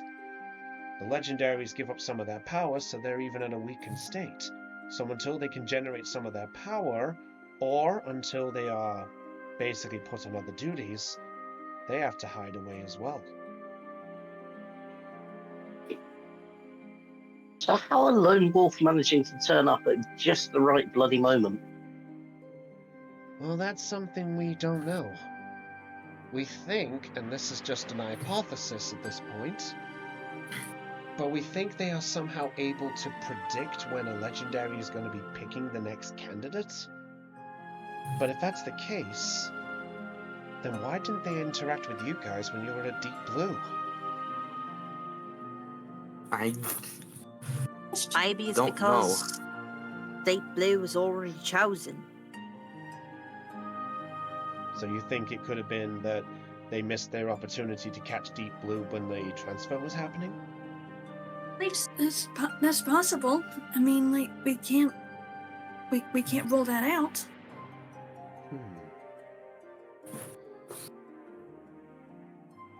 It's definitely a massive amount of confusion. Still, do you mind if I ask? I hope you guys don't mind my asking, but I have to ask you guys for the situation that happened. What happened with your encounter with Deep Blue? Concerning that you had the brush with him, but did he seem strange? Did he do anything? Did he say anything? Was anything strange? The only I things that were didn't- strange was what happened on that island. I didn't notice anything suspicious about how it behaved. Yeah, I mean, Hey, he ferried us to some underwater cave. We took out some rockets. On leaving, we got attacked. Checking out some facility, we got attacked by some ice dragon. When you say island, which island are you talking about? It was like some sort of like reset set of some kind. Yeah. He looks over at Tide. Do you know which one they're on about? Well, there's tons of research facilities around. It's hard to pinpoint. But I could probably inquire into a few. If any of you had a name, that could definitely help us out, but for right now, I could probably look into a few. But Yeah. Hang on, I gotta I mean, get my we were- This hurts. This hurts because Campline knows the name. I mean, we were underwater and inside Deep Blue at the time, so it's a a little hard to give to Richard. Wait, you were inside. You know what? I'm not even going to question that. Rimshore Institution. What was that? Momoko, Rimshore Institution. Rimshore Island, home of the Rimshore Institute. okay, who said that they weren't going to question what was just said? Oh, that was Kukui. Sorry, that was Kukui. Okay, well then Momoko raises up her hand to him. Mm-hmm. It's probably best you don't. Concerning inside would technically mean... you know what? That explains the ferrying. She then shakes her head yes because she's confirming that he's thinking the exact same, that he's thinking exactly what happened. Fair enough. He just goes, right. In any case, Rimshore Institute. And at that point, Tide raises a hand and goes, I do know that one. That's around far off the Geoford area. Interesting. Might be Refresh worth... my memory. Yeah. Refresh my memory. Was that the gene splicing lab? Yes. That was, yes. That was the one where you discovered the lovely images that were to happily bring this back up again. Oh boy. The Poke-Mutants. Yes, the Poke-Mutants, aka these guys. Mm-hmm. Can I just say I still love these artworks? I love I love the blue one. The Swampert Yeah, one? they look cool. Yeah, I like the blue and green one. The blue and pink one. I love that one. Yeah, I'm biased. I think that's because two of my favorite colors are blue and pink. That's fair. Yeah, to sum up what those were, that was Blaziken with Groundon, that was Swampert with Kyogre, and Sceptile with Rayquaza. I love the Swampert and Kyogre one. I love that one the best. Which is something Caitlin missed. So I gotta remember to keep that on the hush. Yeah. Okay. Moving on. Yeah, I do love the Swampert one. Oh, Kristen says agreed there. Okay, so at that point he just goes, but anyway, with that information, we don't know what's been going on. But concerning the fact that you guys have had some encounters with candidates, I suppose that... I'll take over this. Holly's contradiction just goes, well, it's not the only one, as I actually have one caught. And at that point, you watch as Tide and Kukui will just look over and goes, what? You captured a... Is this true? Does she have one? Lying is the nose in all faces. Momoko is just standing there nodding yes. She's just...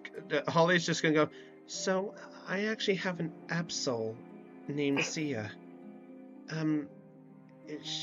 He's been chosen to be Cobalian's successor. And at that point, you see Tide look over at Holly. And she goes, so it sounds like that we have ourselves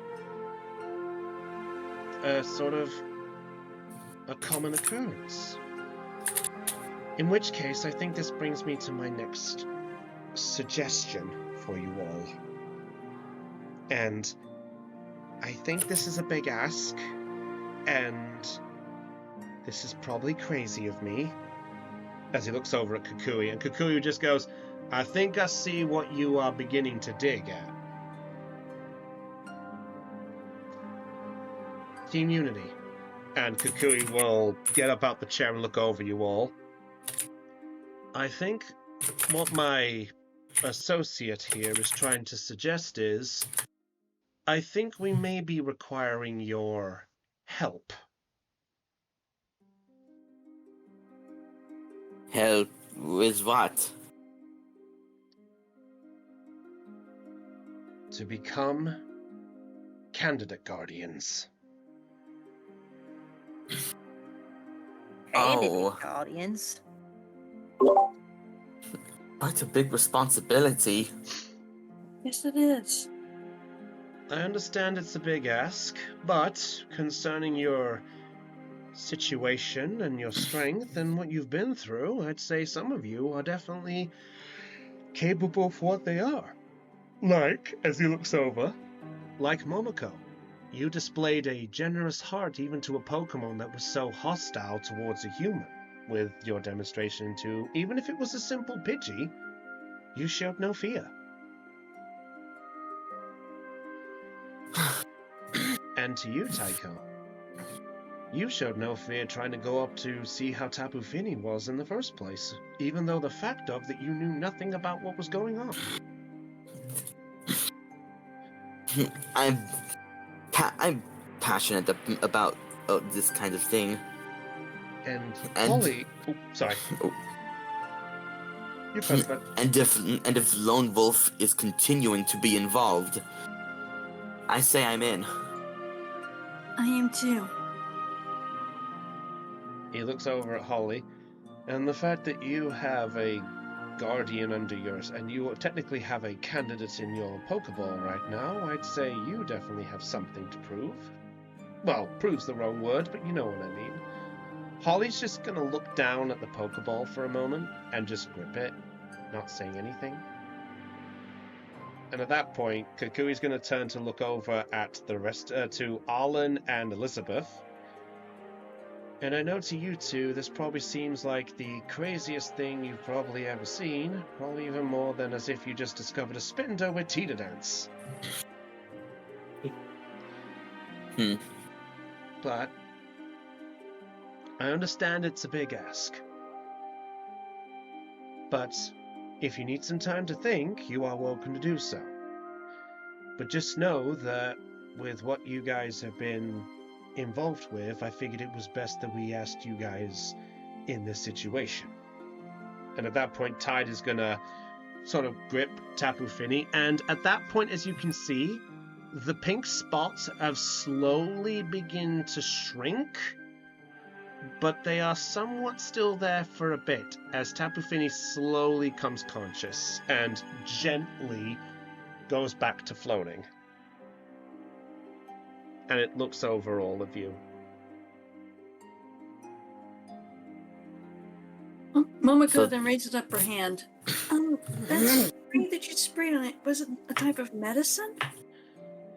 Oh, yeah. It was the concoction that we managed to make up. While it doesn't cure them, we found that exposing themselves out in the open sometimes can speed up the process, as he recalls Tapu Fini back into the ball at that point. So, it provides temporary relief. Essentially, yes. Poor things. I feel so bad for it. Well, we don't know what's happened to Tapu Lele, but at least Tapu Koko is safe based on the transfer. As for Tapu Bulu, well, we just have to wait to hopefully that the new candidate that the winds of the Alola region will hopefully blow in the energy to maybe generate a new Tapu Bulu. Hopefully.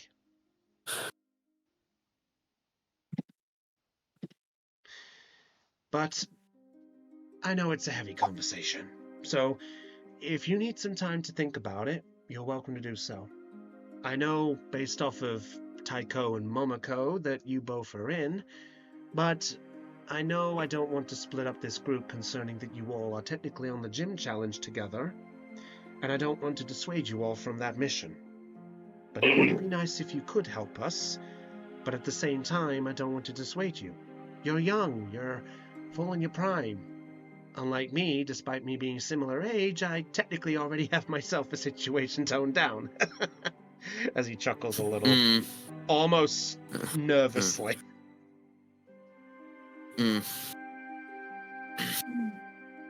You do what you gotta do. Tide's just gonna look back and goes, plus I think, as he glances over, I think two of your comrades have other things on their mind. as he looks over at Chixona and Katrina.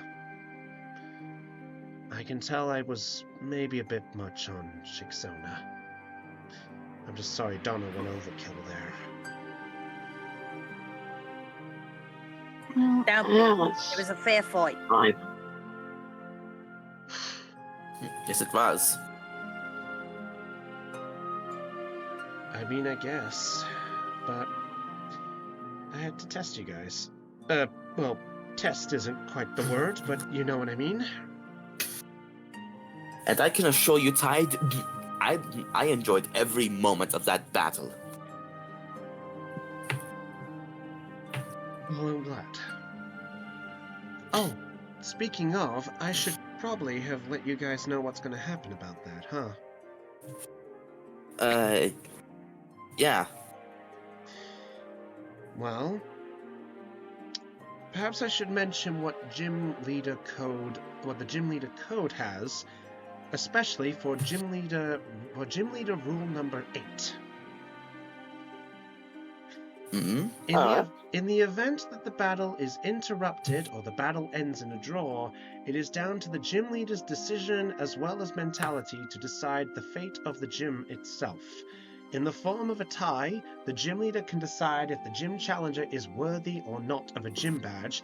In the case of an interruption, depending on the context and situation of the interruption, there may be a redeeming quality involved. Short term, I get to decide what happens on both. And, by the powers vested in me as the Moorville gym leader, I have declared myself that I am the loser of the battle. So therefore, Team Unity, for your overwhelming teamwork, and in the case of surprises, plus technically using your perception to avoid a bad situation, as he looks over at Elizabeth and gives a wink.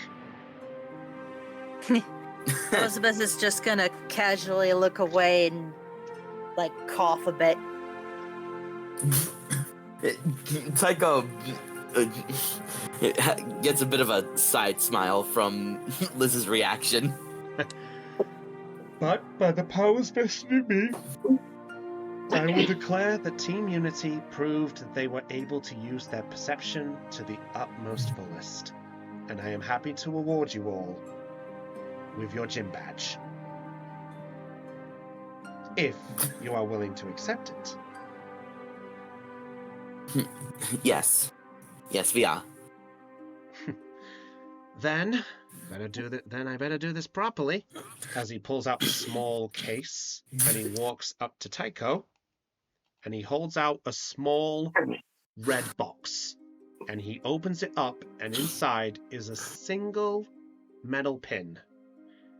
It is in the shape of what looks like a treasure chest, partially with the lid broken, and what looks like a bubble with a light bulb going into it. This this is the treasure badge.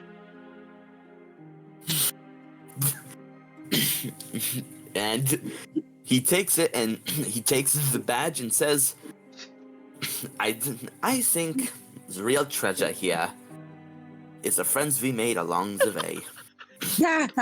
Cheesy, but I don't care. So, I realized I didn't add the other Get gym. the wine, because that was cheesy. So, congratulations, guys. Basically, I'm going to go above board to tell you why you've been accepted this gym badge, by the way, because I'm going to do this fairly. You have been awarded this gym badge because you had passed not only the gym leader's riddle, but you lasted to the last stage of the fight, and because Elizabeth technically saved Tycho, saved Tide, saved Tycho, well, yeah, saved Tide, that... Yeah, to be fair, you were mixing the two names up earlier. Yeah, Yeah. I've been at work for 9 hours, give me a break. You good. Okay. Thank you. But because of those reasons, you technically survived the perception riddles. So therefore, you technically passed the gym challenge, which was perception. I wish I could give you a hug right now because I feel so bad for you because of how many hours you had to work today. Oh, don't worry about it. But yeah, so you guys have been... Thank you. So you guys have been awarded the badge. And as this happens, Tide's gonna call out, and just goes, "Yo, Kemplar! Yeah. Just passing on to you guys, I've awarded you guys the gym badge." Okay. And he gives a thumbs up. Also, your friends have been involved. Also, your friends have been told some serious mess. I'll get the details from them later, but I think I heard a good chunk of it over here. At that point, Kukui's just gonna chuckle and goes, "Man, I don't know if I should be impressed if he's got ears as big as a Loudred." So maybe I'll go over and go see and explain the situation to them. Tide, you coming with? Tide's just gonna go, if it's alright with you, I should probably get Tapu Fini back to the gym. I need to make sure the guards have shown my guest the proper manners. Bless you. So, Bless you.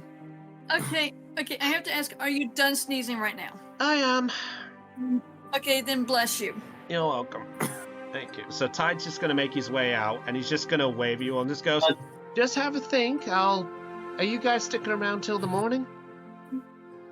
Probably, yeah. Well, I want to check on that Pidgey and see how it's doing. Well, whatever reason you're sticking around, I'll come visit you guys here in the morning. If you need some time to think about it, if you're going off on your own adventures for a bit, then feel free to do so. But, just know I'm heading back to Alola in a couple of days' time. So, best let me know if that's the case. Okay, and with that, Momoko's gonna go over to the desk and check on the Pidgey. Fair enough. Ty's just gonna wave to you all as he goes out and just goes, "I'll catch you later, Team Unity." And See you later. And he's gonna head out.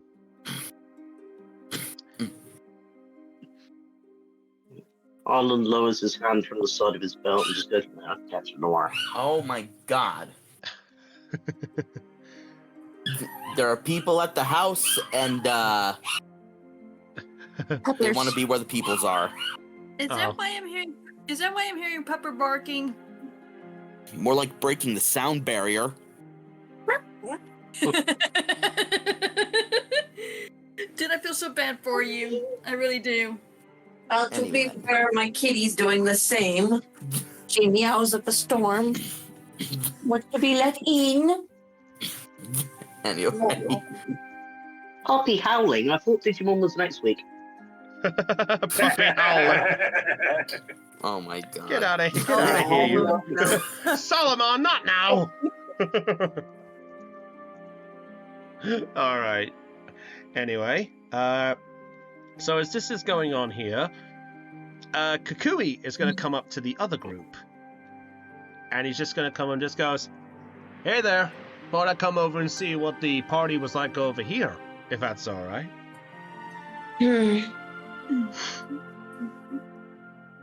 Oh, did I come at a bad time?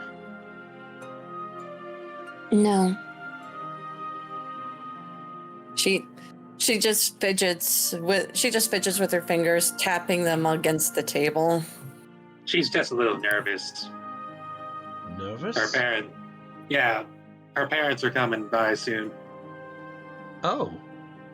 Is there some problem between you and them? No.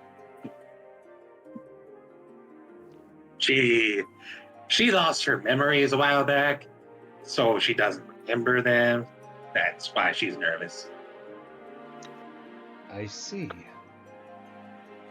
Well, I can understand. Tell me, Who? Tell me, where are your parents coming from? Poetry. Up at Fortree? Can't say I've ever been that far north. Do I? I doubt it's anything I possibly know, but either way.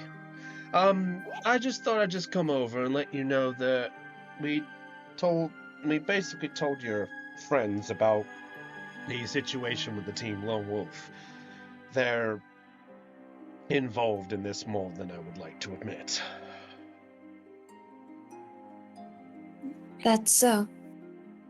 So, you can get the news from your comrades, but to give you the partial rundown, we kinda need your help.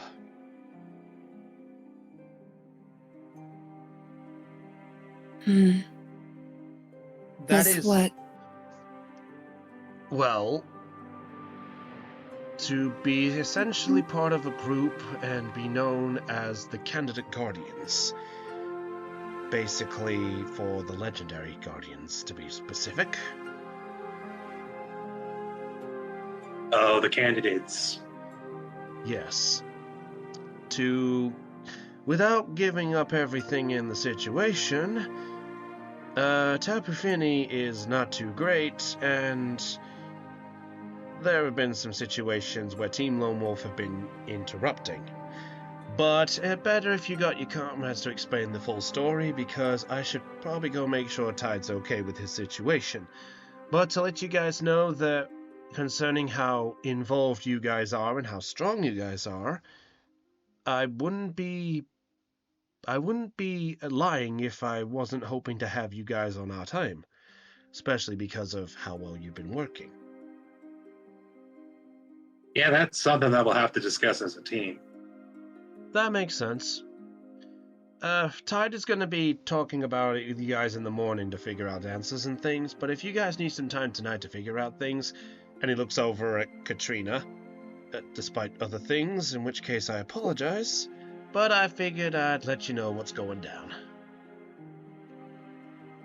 Alrighty then. Anyway, I'm going to head out. I'll catch you guys in a bit. Have a good day, Kukui. You too. And he calls out to the others. He goes, "See you guys later. Alola." Momoko I'll tell my father you said hi. Momoko from the back of the desk raises her hands up, raises her hand up and waves. And waves bye too. She does. Kukui does the same, but he looks over at you, Taiko, and he goes, "No, you've got it wrong. You should know the Alola customs. When you greet someone or say goodbye to someone, you go, Alola!" And he does the action where it's like two hands in the middle of like looking like they're doing the rainbow sign from SpongeBob, you know, the imagination. But it's like, Alola. Oh boy. Excuse me, I'm not from Alola. Well, better learn the customs, brother. Laters. And he walks out. He called you, brother. And after that, Momoko turns around at the desk and asks Nurse Joy of how Pidgey's doing. There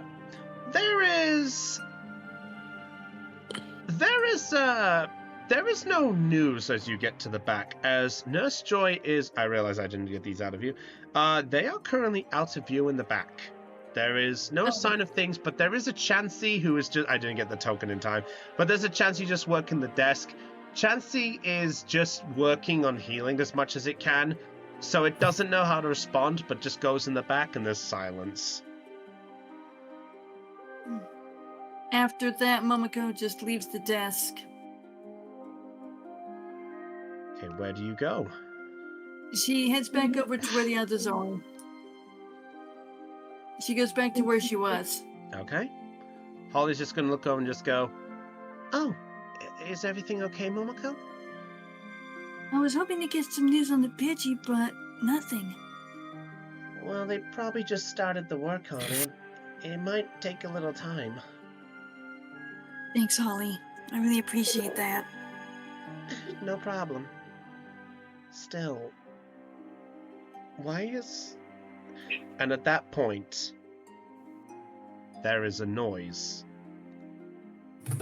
And it comes from Kemplar's phone. Where the hell is it? Oh, I ate it. Here it is. There it is. Hey. Time to make the hand signal again and answer. And Kepler picks up the phone. Hello. Kemplar. It's Hey, Rook. Rook. How you doing? Doing all right. How about you?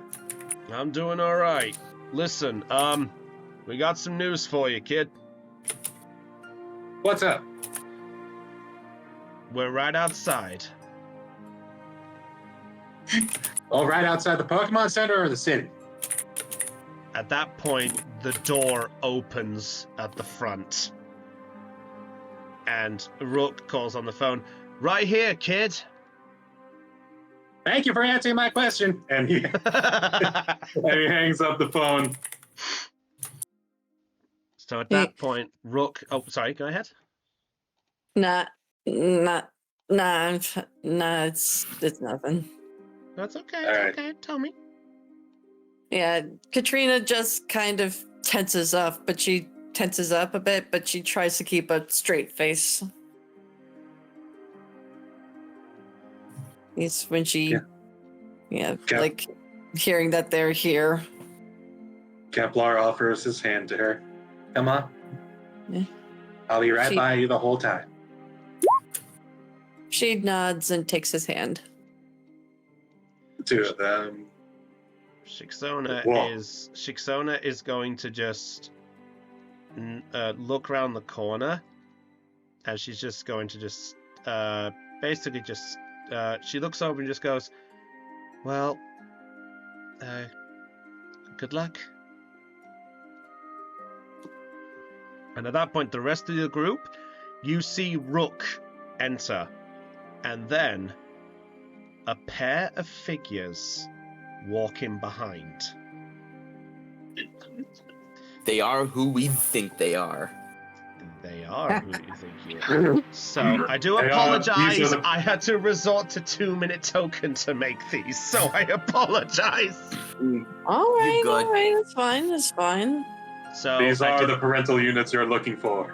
Yeah, I hope so. Anyway, I hope you do like these. I've been working this. Well, also I've made them bigger just for the sake of viewing them. So as Rook calls out, he just goes, Katrina, you here? And Kepler's going to walk with Katrina around the corner. All right. And over here. Ah, there you are. Okay, you two can come in now. And to the rest of you, as Rook calls this out, are all of you, what are you guys on the desk there? Are you looking over? Are you doing anything else? Or what are you guys doing, just so I'm aware? He, Tycho isn't paying any attention. He's in his own thoughts right now. Oh, Tycho is going to look over at Liz. Do you want to talk? That's fine. So, at that point, a figure comes in first. A figure male in stature, wearing what looks like a sort of normal-esque sort of flowing casual clothes, thick green boots, and a light pinkish reddish hair. I did the best I could. I'm sorry if this isn't what you had in mind. No, fine, it's fine. You're good. Yeah, look near Rook and you'll see the first figure. I We did can try use, my- we'll use our imagination. Yeah. Then the next one coming in is a woman wearing similar esque style clothings and thick purple hair with a very timid expression on her face. I made Nice. that blue. I made that blue. God damn it. Dabo dee dabo die. Okay. So I made them bigger just so you could see them here. And Rook calls out, Katrina.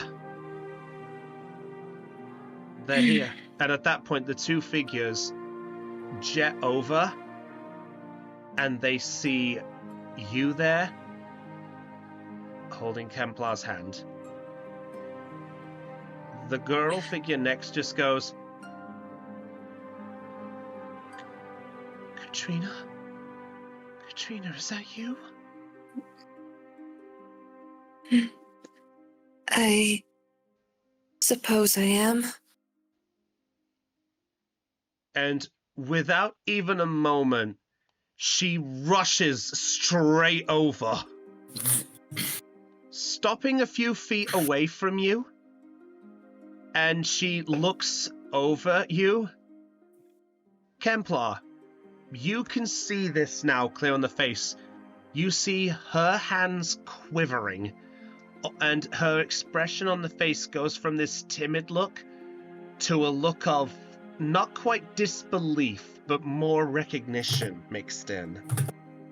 Disbelief, recognition, relief. Yeah, like she isn't sure what to feel. And she just goes, Katrina, it is you, isn't it?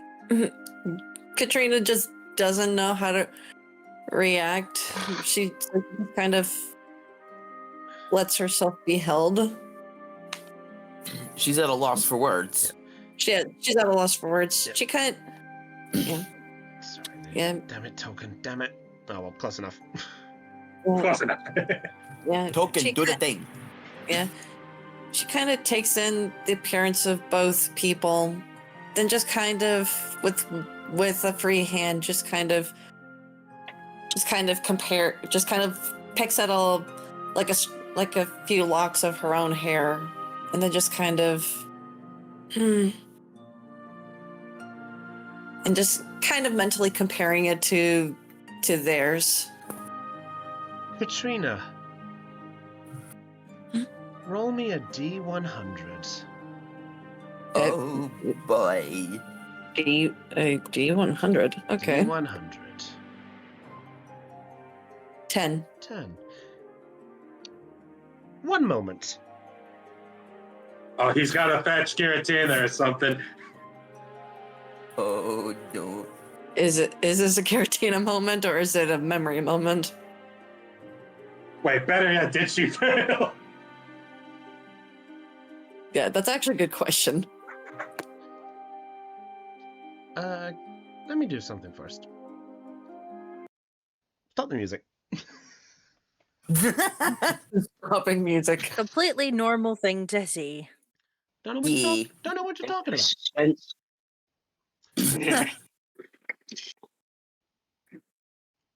Katrina, as you are looking at them, a memory floods into your head. A memory of you looking up at a pair of figures. Only this seems almost like a continuation of the first memory you had when you started this adventure, when you witnessed a small girl. The small girl then pans out to reveal that there were a pair of figures behind them. The girl in that image from that first memory was you.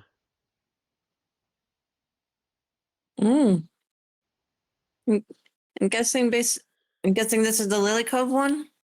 The Lily Cove memory? This is the Lily Cove memory, yes. And at that point, the two figures call out from behind.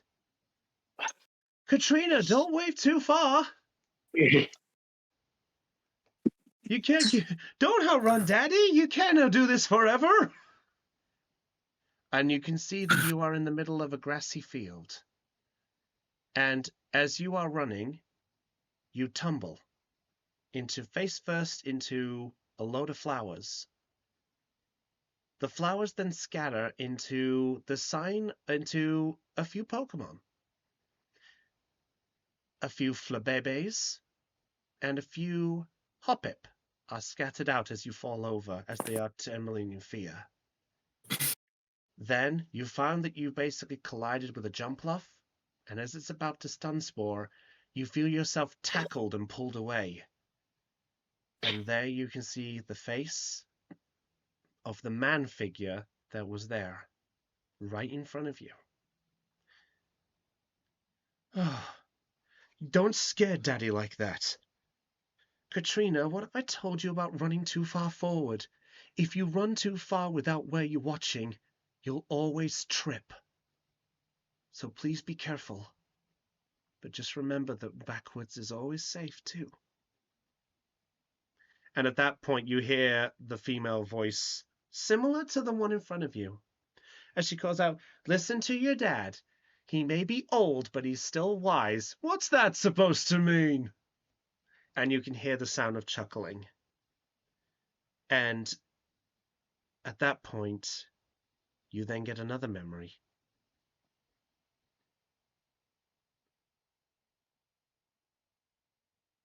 It's amazing what such things can allude to, can't they?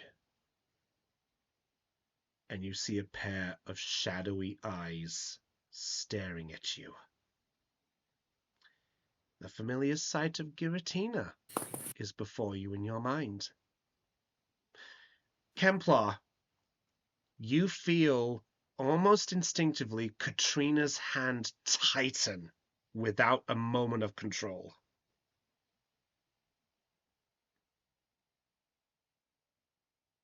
Kevlar puts his hand on her shoulder, his other hand on her shoulder. You all right? Katrina. Oh, sorry, go ahead. Yeah. I'll allow you a moment to see if you respond. She doesn't. She's just kind of frozen. Kemplar, you see, as you're looking over, you can see forming a set of tears. Katrina, you are then greeted by a sight as your eyes snap. And you see Puppet in front of you. Looks like my role is finally over.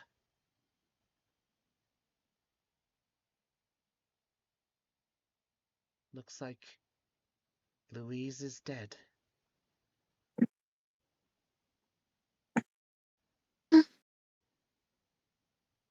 Long live Katrina.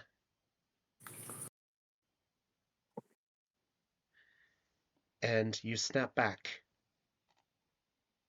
and you can feel tears running down your face.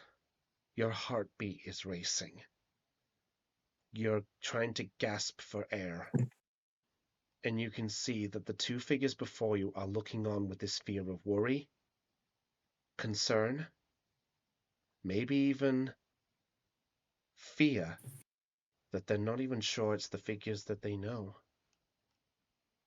You have a moment to react as you recognize that these two are indeed the two gym leaders of Four Tree City, Clarissa and Monty Silverstone, the father and mother of Katrina Silverstone. The plot thickens.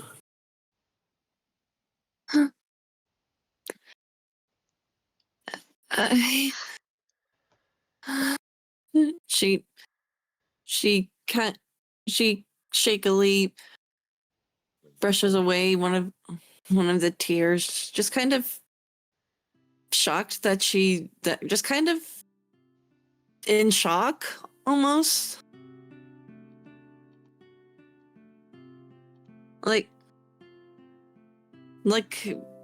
for like, it's the first time she's felt this emotional in what feels like a long time. Hey. She looks at the two. She looks at the two.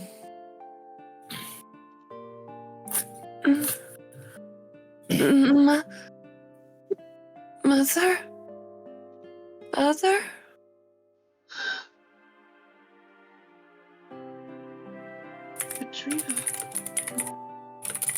Katrina! And the mother just darts and just grabs you instantly in a tight embrace. As similar as it almost feels like a Kemplar hug, but yet this one feels warm. Warmer even. Kemplar, do you still hold on to her hand? Not as tightly. It's up to Katrina to let go. Katrina does let go, but mainly because of the impact of the hug. But then she kind of slowly finds herself reciprocating the hug, just kind of shaking in tears, just feeling just this rush of emotion overcome her. The rest of you over, by the way, on the desk, you can hear this moment. So if all of you guys... So just asking, are any of you guys over there, are you watching at this point? Not Tycho. Not necessarily. Momoko is still concerned for the Pidgey. And I have a question real quick. Yes. Dan, this question is directed to you. What the heck exactly is a Kemplar hug? It's the friendliest hug to ever. It's the friendliest hug to ever exist. It's warm. It's nice. It's comfortable. Everybody loves a Kemplar hug, except a few people. except a few people, of course. Yeah. But in this case, this is a family hug. It's better than Kemplar hug. Kemplar hug's in A tier, while family hug is an S tier. Fair enough. Yeah. All right. So at this point, the Monty is gonna come up and just goes, My little seed. She's alive. I'm so happy. Katrina. And he joins in the hug instantly. She just lets both hugs happen. Just she does it. Yeah, she's kind of in this rare moment of vulnerability where she's just feeling too emotional to really respond at the moment. Rook has come Is she bawling? Oh, sorry, go ahead. Is she crying her eyes out? Yes. Okay. Yes, and I'll admit I'm getting teary too. Oh, yes. I'm not crying, you're crying. Alright, so at this point, Rook is going to come over to you guys and go, Hey there, long time no see. Hello. I'm surprised you're not watching the happy reunion over there, as he glances over and looks over. It's not my business, really. Even if it's a teammate?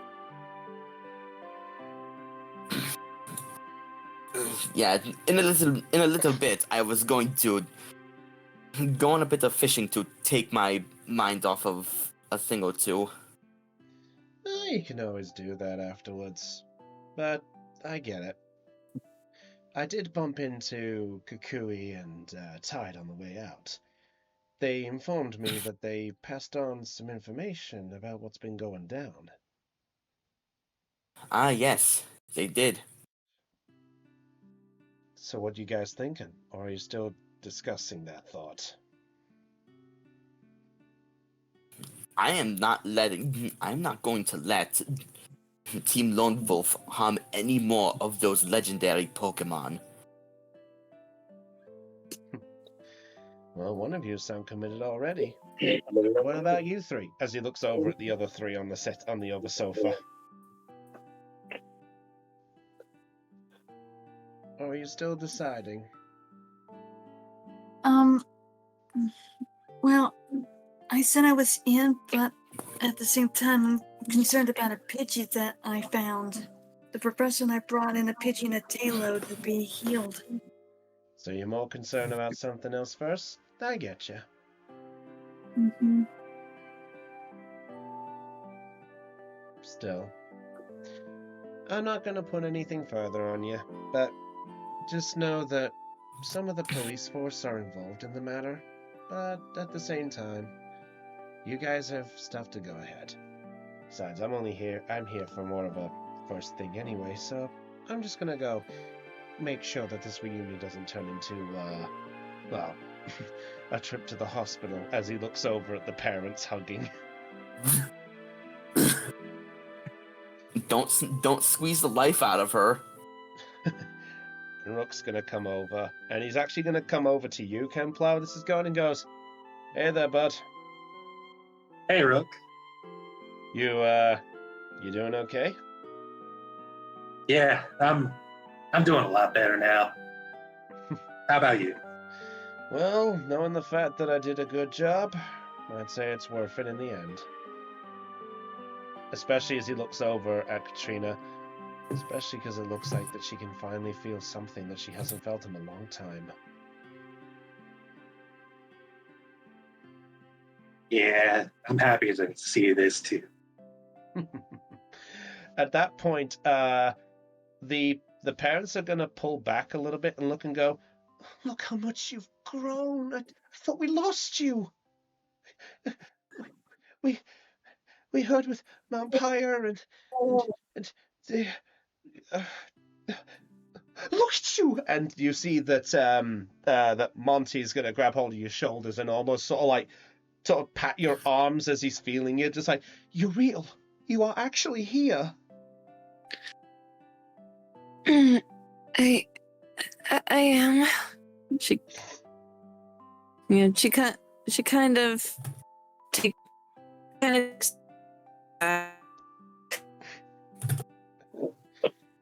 At that point, Monty... Oh, sorry, you did cut out. Did you say you were taken back? I think I got that a little bit. Is everyone enjoying this moment, by the way? Yes. Yes. I'm so glad. Yeah.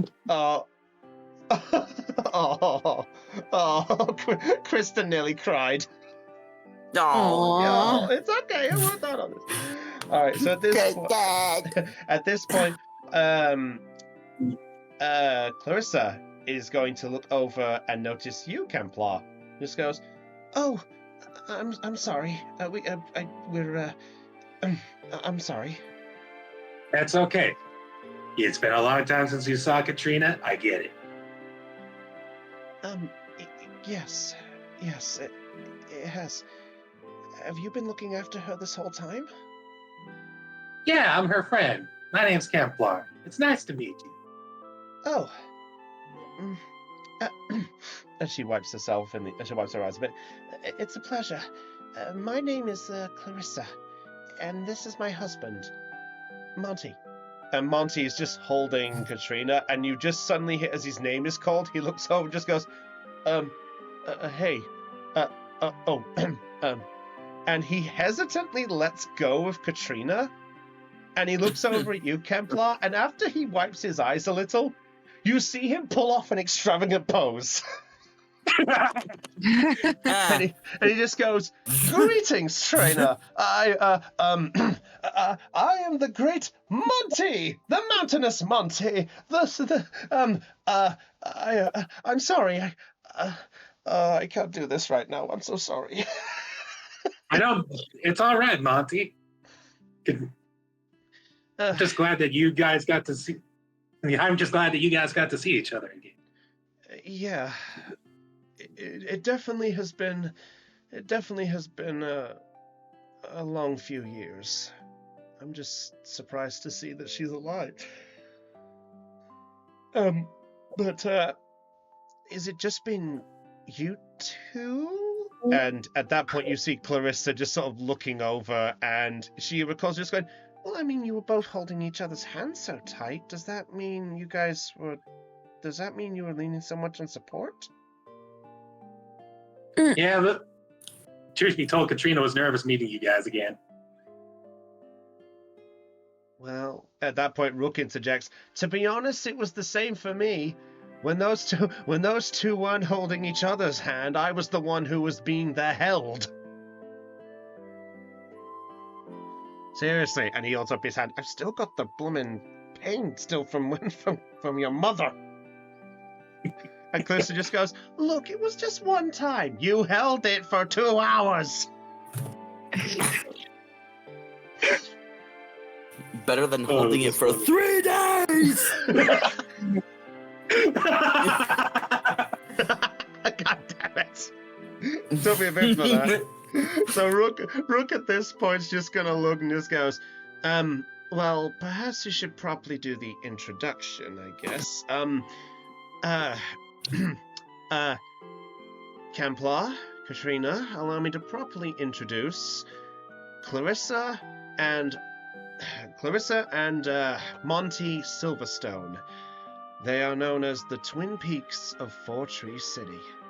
The gym leaders, to be specific. Twin Peaks. Indeed. like mountains. I get it. Indeed. And at that point, you actually watch as Monty tries to give off his sort of a pose, sort of like he's this. Twin Peaks are so much higher than you can go. Made up of so many monuments, but then you finally reach the top and you feel like you're there, above it all and feeling like you got the best view of everyone else looking up at you.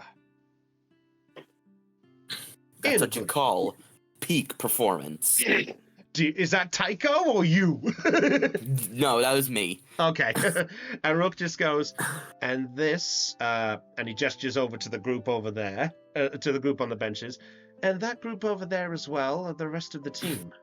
This is Team Unity. And at this point, Monty, fucking hell, I knew I was going to do it once. I knew I was going to do it once. Morty. So Monty is going to rush over, and he's going to jump over Tycho and Holly's bench. I was about to say, where's Rick? Yeah. I was thinking the same thing. He's gonna. Rick just goes. Rick is currently in a pickle. Oh. Wait, Double Joe? What's he doing here? He saved me from being. He saved me. I was in quite a pickle, and you saved me from being in a pickle. I love that fucking line.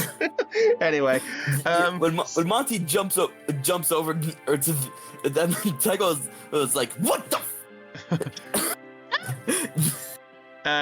Holly is gonna scream, which does get that. And to the rest of you, you see him land, and he sort of gives off a pose and goes, "Greetings, Team Unity. I am Monty Silverstone. A pleasure to make your acquaintance." And you can see the tears still in his eyes. Hi. Wait a minute. Silverstone? Yes, indeed. Monty Silverstone. Silverstone as in... He like turns himself around on the couch to look over at Katrina. And at that point, you see that Clarissa is holding Katrina in a tight hug, and you can see an expression on Katrina that has never been shown before. What on earth is what in the world is today? What day of the week is it? Tuesday. Tuesday, Gromit. Tuesday. And at this point, he just sort of goes, and I understand that you are the rest of the team who has been traveling and protecting my little girl. Yes. Tycho Montague. Montague? Montague? Does that mean you're Uh, related to the professors over in Lily Cove? Lily Cove Labs? Yes. Oh my! My father works there. Oh, I know of him. Yeah, he came by. Bumped into him one time. He definitely sounds like he knows his stuff. And That's one and now two new people I've met that he knows. at that point, he actually goes, and he looks over at Arlen with almost like a smirk, and just goes, and the mighty fashion person over here. And who might you be, good sir? Oh God, here we go. And Tycho is just gonna let him say the whole name. Yeah, give me a second. I have to actually look up my. Don't worry, I committed it to memory. It's Arlen Montgomery. No. Damn it! Will you stop stealing my chances to say it for once? Stop stealing his thunder. How about this? I'll message you the name so that you can do it. I love this, all of you. I love you guys. Oh. Yeah, you might have to. Just won't let me look it up. Yes, hello, good sir. My name is Arlen Sorry, Yes, hello, good sir. My name is Arlen Montgomery Van Oh Doyle. my god. Kreutzel de Larry III. My. What a pleasant name. But just call him Arlen if you don't have much time. Much Everybody time? I have plenty of time for the people who are helping to help to bring my lovely little baby girl back to me. A pleasure, good sir. And he offers a handshake to you, Arlen. Arlen will, yes, stand and return the handshake. A man hit it. A man of courtesy. Someone who finally appreciates good mannerisms. Ollie's just gonna giggle at that point.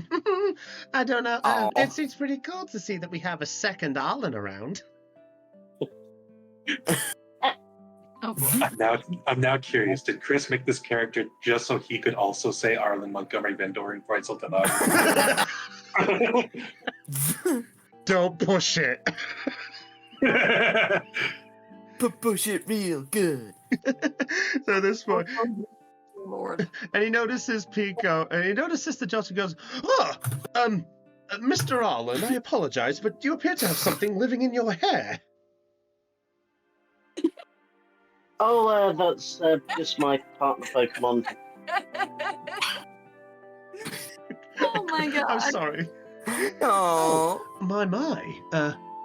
An interesting choice. Forgive my wording, and I apologize if this sounds rude to you, good sir, but that wasn't quite what I expected for a partner Pokemon for someone of your fashion, with permission to say.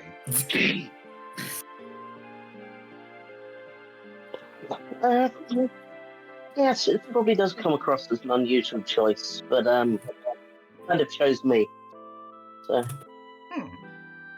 Well, in that case, I'd say that was a very worthy choice if it did so. And at that point, he looks over, and at that point, he's just gonna go over and just goes, and who might you be? And he comes up to you, Momoko, first, and goes, and may I have your name? My name is Momoko Hanami. Momoko Hanami. A pleasure to meet you, as he offers a hand to you. And Momoko returns the gesture. A pleasure. And can I just say, looking like a beautiful little lady.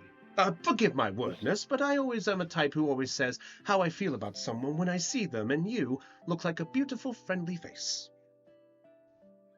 Point Momoko is blushing. Yes! And at that point, he then goes over and just goes, and looks over at Elizabeth, and to you? And what do I call you? If Heidi is here? I don't know if okay. She'll do that then. Okay, I think she's got people. She types. Oh, down in area, so Elizabeth says, okay. Elizabeth, charming, and I must say, I love the rough exterior. It suits you to a T. I like it. Yes, she is something.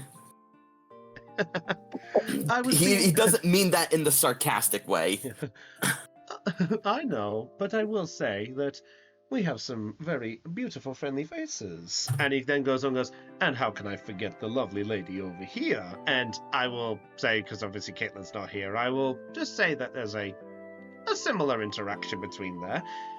Meanwhile, Clarissa is going to look over at you, Katrina, and just goes, so how have you been?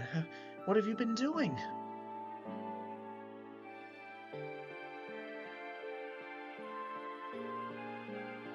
Oh, Yeah, she was saying, so what have you been doing? Where have you been? oh, okay. So we're back on Katrina. Yeah, sorry. Yeah. I'll say this is going fine. on while that's happening. All right. Right. Traveling. Gym challenge. I see.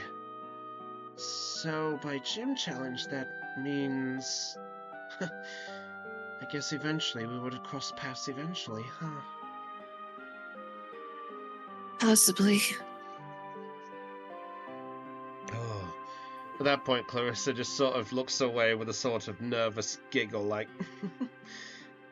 I don't know if that's a weird coincidence to even think about.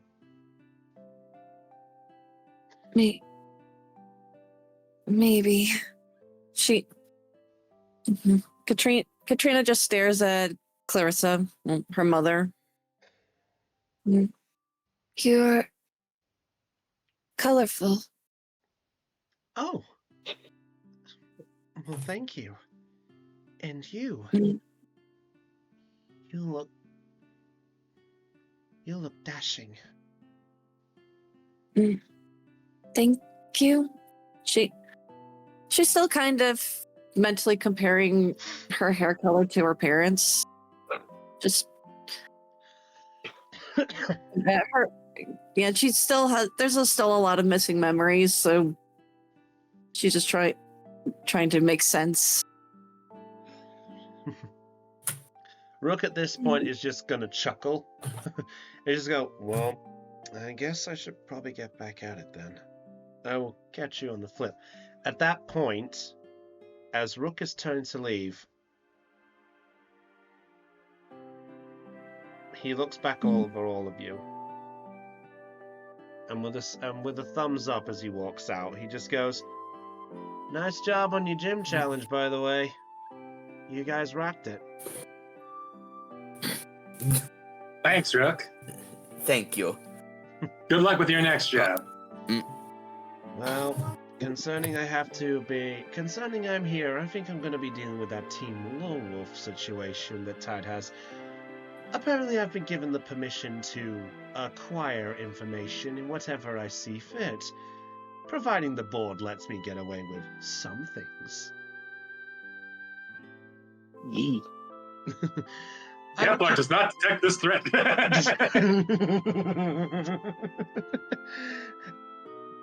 And he is going to go out, and he's just go, I'll leave the family reunion, but I apologize on the dampen, but have a think about what was discussed, and I'll see you all later on, I guess.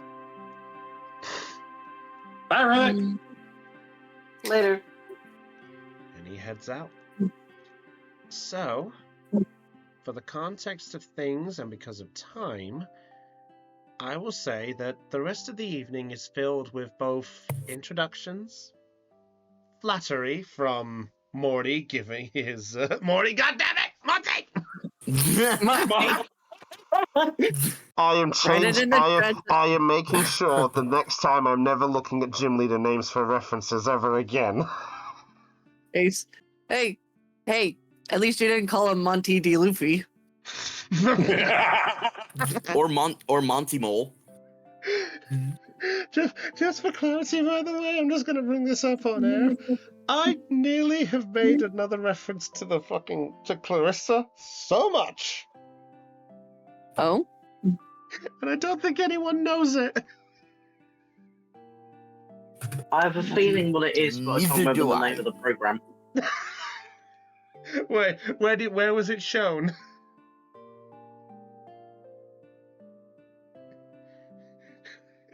I was saying that she maybe explains it all.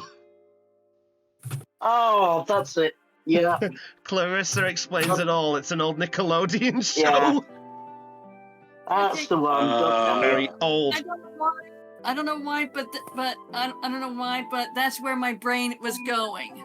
Yeah, I just thought it was a fun name at the time. But anyway, I will say that the rest of the evening is filled with introductions, catching up in a way, maybe some awkwardness with Katrina showing a different side that she never knew she had, and contemplation on some heavy situations.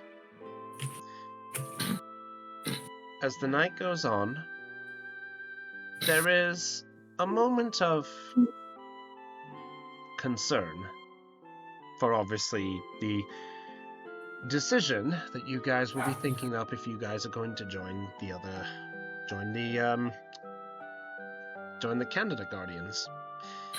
But that will be a story for another time, because I think this is probably the best time we could probably wrap up this evening. I think that's okay. And I know that there's some fishing things. I will say, if Tycho and Kemplar want to do a fishing moment, I will allow you guys to do one at the start of the session before we go to the next day, if you would like, or we can do it for the beginning of the next day, whichever you prefer. What say you, Floof? I'm kind of down for some nighttime fishing. All right, you know what? Before we wrap this up, go on. If Kemplar and Tycho want to have a moment for a fishing, I will allow this before we wrap up for the night. You down? Yeah, let's do it.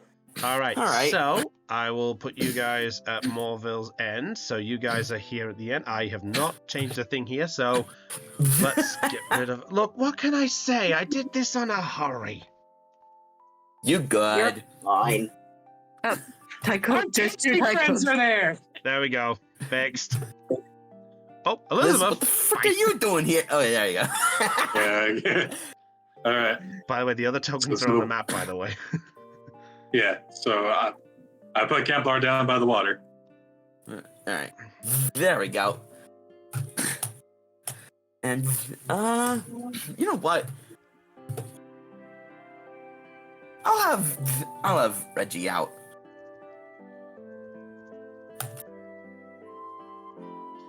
Yeah. Kemplar can have Openor out. Why not? Yeah. All right. So as you sent out there, Reggie is just going to do a little toot and jump straight into the water and just swim, unaware that you guys are doing the fishing.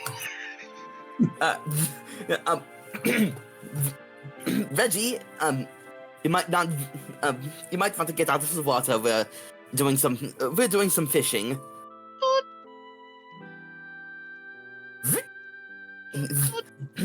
Go play with his Beedrill. Reggie looks up and Openor just sort of head tilts. And at that point, you just, I got some fun with that later. Openor is going to pick up Reggie and just gently fly in the air. Like, Yeah. and Openor decides to put Reggie on top of the roof. Hey, they're And they're just looking up there at the with a night sky. Yeah, just up there with the bird's time view. They're being pals. Yeah. All right, so you two, as you are approaching the water's edge, you see that it is a calm and tranquil. There is not that much sunlight for where this is, but it's decent enough to at least still see a few things. So it's enough to enjoy a nice casual moment, whether before the sun sets and the moon begins to maybe rise up. So, the night is yours. I've been wondering if I'll see any different in these waters now that it's nighttime. I've mostly done my fishing during the day. Well, there's really only one way to find out now, is there? Mm-hmm. he'll take out his fishing rod and put one of his super baits on it. Oh. Well, that's the only kind of bait he has right now. Okay.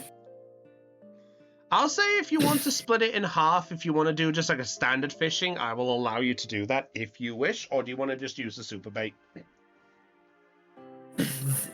Like, split the super bait between Kemplar and I? Up to you. Would it be as effective, or... There's only one way to find out, Butterball. I'm looking at the fishing section. Okay, let's see what you can fish. Depends on the type of fishing rod that you use. Old rods only catch up to level 10. Good rods may catch unevolved Pokemon at a level to your GM's discretion. Super rods may catch Pokemon of any size in evolutionary stage. You must attach bait or a fishing lure to the end of your rope, then cast your blind. Roll 1d20 every 5 minutes. If you roll 15 or over, a wild Pokemon is on the line. If you roll 3 times without the success, the bait is used up, which is not even a nibble. Okay. Yeah, I've got the details on fishing pulled up, so we will both need bait, and Kemplar does not. Okay. So, if you want to use the bait, I will allow you to do so if you wish. But I will say, if you want to split it and you're trying to catch something, then I will make the DC a little harder because it's split. Yeah, I'm gonna quickly take a look and see if the super bait changes anything. No, it does. It adds plus. Let's see. Yeah, I roll a d20 plus my intuition rank. Okay. So it is like the bait roll, but I add my intuition rank. So basically, bait roll is a normal roll, and super bait is adding intuition as a bonus. Yes. Okay. I will say if that's what you want to do, you can do. If you want to just pop it in the water first, you can do, and then I'll have a roll. Or if you want to do your talk or whatever you want to do, because you told me what you guys want to do. While Tycho will be talking with Kemplar while he's waiting for something to catch the line. Yeah, that sounds good. Yeah, so he'll plop the super bait on his reel and cast it out. Kemplar, right here. Okay. Kemplar will cast with no bait here. Alright, both the lures are in the water. While the boys are fishing. Yeah. The boys are fishing, as Momoko says. Go ahead, Lena.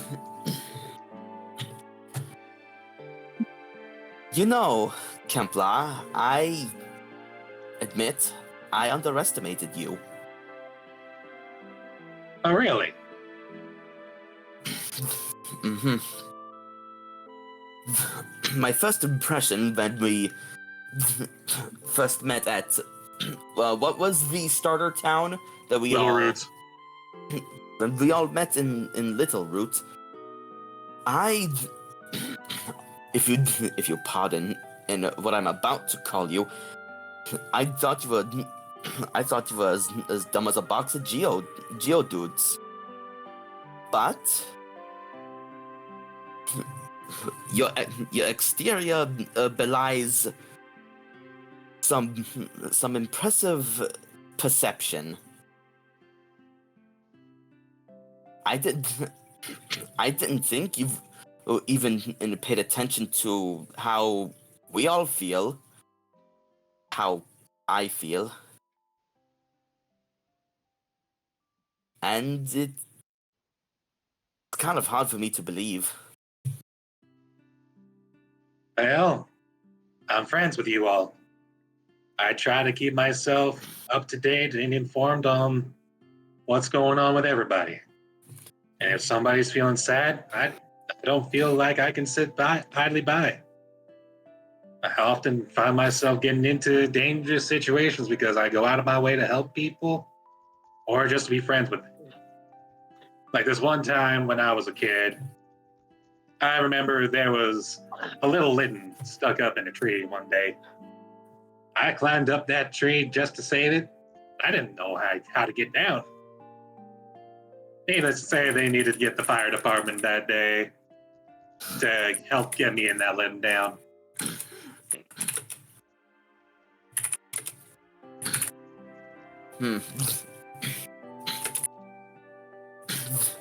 There we go.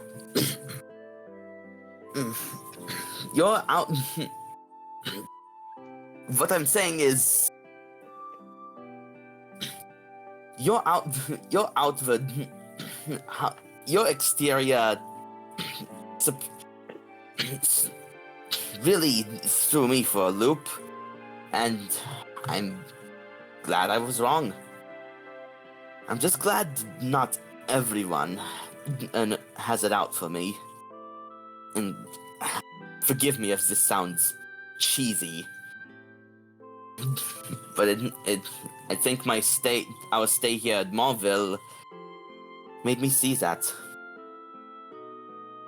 Kepler's gonna rest one hand on his shoulder for a moment. Glad that you feel that way, buddy.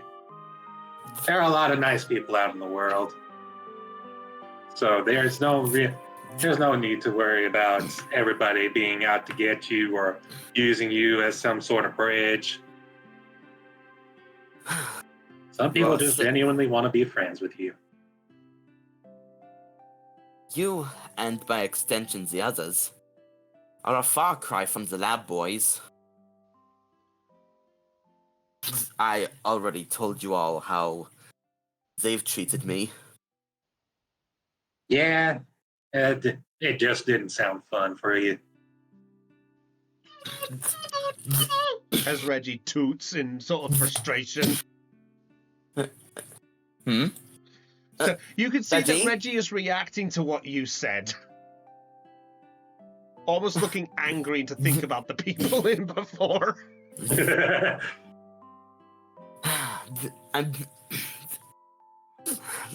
Lighten up, buddy. And we are away from those people, and their voices can't be heard. It wasn't fun for Reggie either, it seems. He didn't take kindly to how they treated me. Heck, one time I'm at Lily Cove Labs. Reggie even threatened to bubble one of my colleagues, but he didn't take Reggie seriously. I think I see how that story ends. Reggie was about to, but my dad stepped in.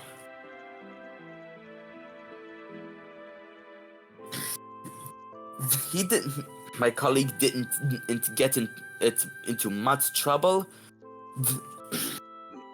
All my dad said was, "Don't let it happen again, or I will tell the higher ups to dock your pay." And at that last part, he was scared stiff. It sounded like your dad. It sounds like your dad does care for you, at least. Well, that is guaranteed. Mama also works there, but at a different branch of the labs. Oh, so she performs different research than what your father does? Well, sort of.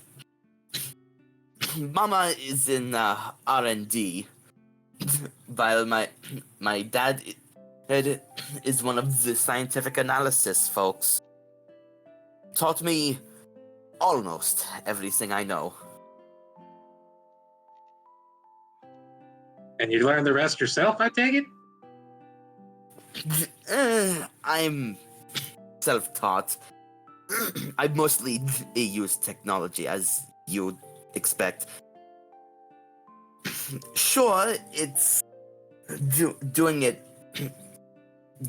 research in the here and now. It's not as easy without the proper equipment, of course, but the old-fashioned way, observing, taking notes, testing theories. It shows the world of Pokemon in ways that not even a spectroscopic analysis could tell me. You know, As you say this, Point- Albanar and points- Reggie come back down, almost to show like they are listening in, like, yeah, we're here. points to whoever got that reference, by the way. Dunno. Okay, fair enough. Sorry. It's a Subnautica reference. Oh, I haven't. That game's actually on my to-do list at some point, so I'll be playing that at some point. Shugo would be happy about that one. It's one of his favorite games too. Hi, Shugo. He's If not you're here, watching. Okay, fair enough. All right. Anyway, right. As you're having this conversation, by the way, I would like you both to make a roll for me, please. D20, I'm I'm good. guessing? I believe so. Actually, you know what? D100. Oh, D100, okay. Yeah. okay. Let's start with the D100. Actually, just confirming. Yeah. Actually, you know what? Oh. You roll that as well. Yeah, I'll roll the D100 as well. To say here, it says, wait, what did I roll? Oh, wow. 85. And I got Anyways, it 75. says- Anyways, it says roll 1 D20 every 5 minutes. If you roll 15 or over. Oh, okay, I did that wrong. My apologies. Okay, both roll a Yeah. D20 then. I'd say because at this Wait, point, it says every I mean- 15 minutes. No, every 5 minutes. You roll a D20. super bait is 5 minutes. Normal bait is 15. I think. Well, You sure? Well, no- Super bait. I'm looking at it in the inventory right now on my sheet. let's see. To lure Pokemon, set the. Oh, that's on a route.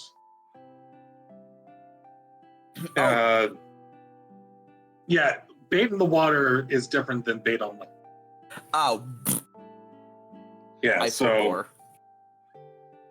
yeah, we could convert those D100s into actual rolls, or the D20 rolls if you want. And You know what? 'Cause- Just roll D20 for me now. Let's do this for fun. Let's do the first one Oh. now. I was Alright. gonna Let's do the stick first with the one now. 100 and. Alright. I know. Oh no. And I'll do it and add a +1. No. 11. All right. See you, Heidi. Bye, Heidi. Hi, Heidi. All right. Let me just put this up.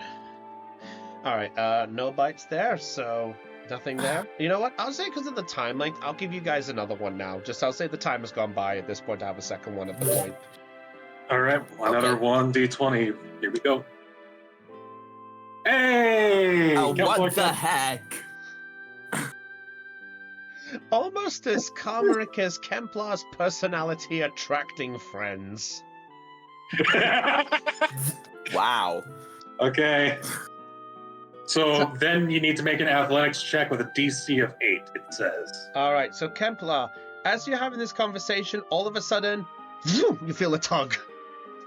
Okay. Oh, Now got Kemplar something. has. Yep, time to reel it in. And here we go. Athletics check. God damn. 28. Effortlessly. Okay, I didn't plan this far ahead. Me. Do Okay. DMs ever plan far ahead?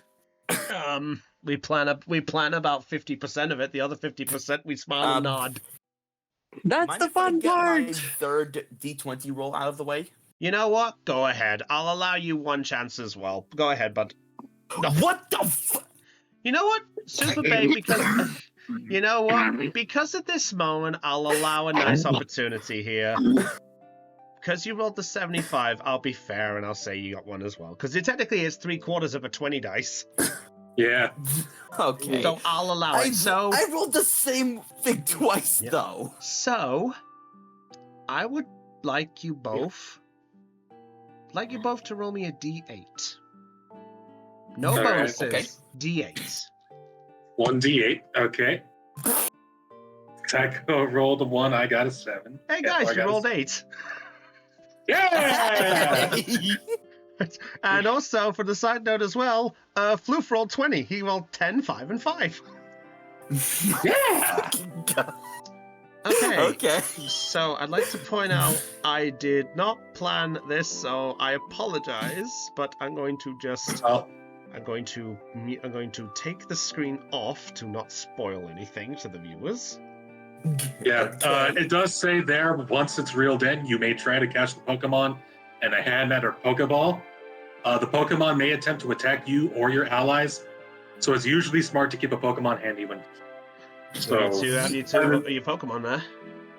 yeah, so and by the sounds of things, we get one chance to catch it before combat or whatever. Yeah. All right. So I'm going to let me see. Let me check my list. Okay. This should be interesting. Oh boy. I really don't know how this is going to go, but I guess we'll wait and see. One moment. I apologize, everybody. Oh, I didn't roll athletics. Oh yeah, you need to roll to see if you reel it in. Yeah, go ahead, roll athletics. Alright. So you need to get Okay. higher than an 8. Okay. Curious, what is your athletics? Oof! Hey! It's enough. Okay. Alright. Let me just, let me figure out what Pokemon to give you. You do that, I'm gonna order pizza. Yay! I apologize, everybody. I really didn't plan this far ahead. It's all good. Good. I mean, I did tell you that I'd be doing some fishing. Yeah, but I only had 10 minutes when I got in. Oh, okay. I didn't think we'd get this far. Yeah. It's fine, don't worry. You know what? Yes. No, I don't. What? Yes. Uh-oh.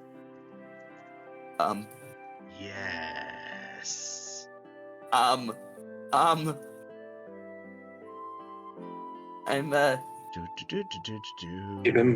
Keep in mind, we do get one chance to catch these before combat, dude, so I hope your know. Pokeball connects. What? I said, hope your Pokeball connects. Vegeta, no! Vegeta, yeah! Or I could try to, befriend it like I did the Magikarp. You could do. That's true, too. Alright. I think I have my tokens in mind. And if Kemplar wants to do the same, it has technically been a new day. He can let me help you with that. I really hope this is gonna... I mean, yeah.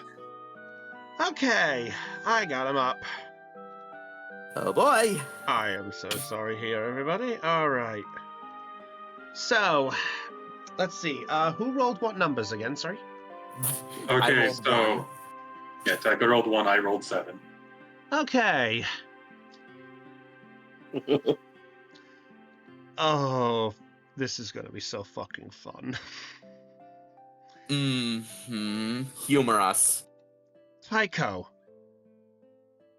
As you pull, you feel something heavy on the end. And then with a Okay. steady little tug, you pull. And coming up from the water... Whoa! That's awesome! What? Paldean Wooper. Whoa! Got the head! Dang. Dang! Whoa! Kemplar. This is the Spanish Inquisition of catches. Yeah, Kepler. Yeah. Okay. Kepler, as you pulled, you feel something light in size. Okay. And you are greeted by... Wow! Relish. A jellyfish. All right. Well, the Kemplar's old rod, it can't be greater than level 10. Well, it's time to throw a Pokeball. All right. Man, Louis, I will say, Katrina, you guys have one chance to do this. Otherwise, next session we are beginning with the combat. Okay. Because I'm getting tired. Not gonna lie. All right. Sorry. Yeah. So I will Kemplar allow is you going guys to- a moment. So what are you guys doing? Kemplar is going to throw a great ball at the Frelish. Oh. I've just moved them all into position just in case. So you're gonna go straight for the great ball. Tycho, what are you doing? Real quick, while the Paldean Whooper is still on the line, Whoopa. and Reggie, out of the way, he is going to bring the Whooper above ground and just set the rod down. Whoopa. Whoopa. Whoopa. Okay, so the Whooper's like over here now, right? Okay. Whoopa. One space above. Okay. Oh, so he's on the line. Okay. So he's just gonna look at you just like whoopa.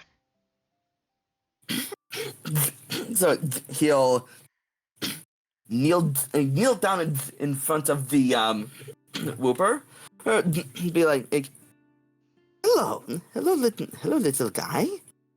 I've never seen you before. Whoopa. Gives a yawn. Oh, sorry if I disturbed you. You look astounding. Whoopa. No, really. I bet you would look even more astounding if we could become friends. Okay. Tycho, give me a Pokemon education check, because I know that's what you can roll instead of a persuasion check for a Pokemon. And unfortunately, I can't use elemental connection here, because No. Paldean Whooper's not water. It's poison. And Well, ground, poison I think. ground. And But I still get the +1. true. And Kemplar, you're going straight for the Great Ball? Yep, I'm just double checking to see if how the hell Capture Specialist interferes with this, if at all. Okay. Oh! Okay. Okay. I really hope there are Gen 9 things for when I was looking this information up. Yes, I can direct you to that in the week. Thank you. I was not expecting this at all. Yeah, call it a treat. Yeah, okay, so technically speaking, there is something that affects it, but I'm guessing that we just roll the dice to see if it catches. Depending on what affects it. There's the accuracy check, Mhm. but the accuracy to see if the Pokeball hits. Which Yeah. Which I it believe it's technically 1d20, does, right? because you pulled it out of the water, so technically it is not sure what to make. So if you're throwing the ball straight away, I will say it has a moment to try to dodge, so the accuracy check is in play. All right, so I believe that's a D20, right? Let's see. Mr. Aeon, could you help us, good sir? Already looked that up. Thank you. I might be down the desktop, but I'm not completely useless. Oh, buddy. Thank God. Thank God. Sorry, thank Arceus. Uh, Yeah, Pokeball's got an AC 6 status attack roll, so Don't mind me. So I need to roll 6 or higher on a D20? yeah. Okay. Well, with the great ball, does the great ball get affected? Not by accuracy. It doesn't affect accuracy. It affects catching power. Yeah. That being said, Kepler has this skill, which increase. Oh my god! Add 2 to accuracy rolls made with Pokeballs. So. Okay, Plus, so you got to roll 4 or higher. All right. And then. So I hope I did this right. Yep, 13. All right. Then Yeah. go for the capture thing. Let's see. So 10. It's going to be at full health. Yeah. Okay, Subtract so- 10. You subtract 10. Okay, so level 10 takes it down to 80. Full health takes it down to 50. Evolutionary stage doesn't change anything. Rarity doesn't change anything. Not under a status condition. Add 10 because the Great Ball makes it easier to catch it by 10 points. So here we go. So capture rate of 60. Wait. Oh.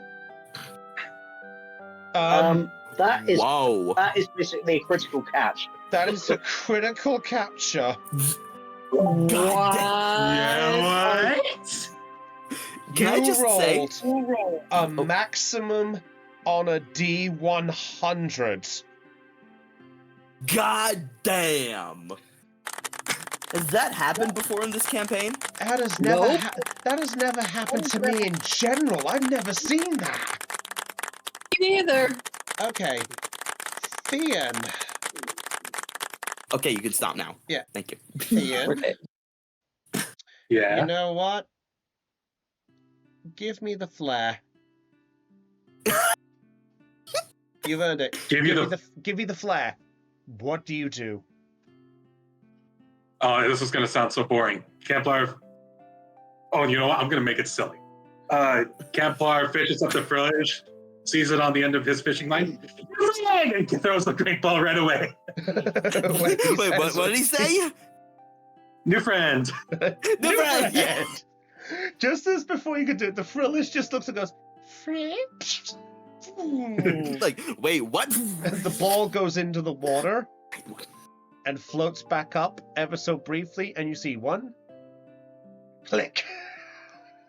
Oh, like on Pokemon Go. Yeah. And then just to be extra silly, he uses the force to retrieve the ball. The force. I will say, as you do that, Openar just looks at you, goes and picks up the ball from the water and drops it. Thank you, Openar. and raises both its hands in the air like it's doing the yay, yay, yay. Yay, yay. Okay, well that's a miscellaneous experience for Kemplar because of catching it. Tycho with a 23. The And woman looks at you. I added a bit more dialogue that I forgot to. Yeah, besides, say. I can guarantee you comfortable and undisturbed rest. Fair enough. Yeah.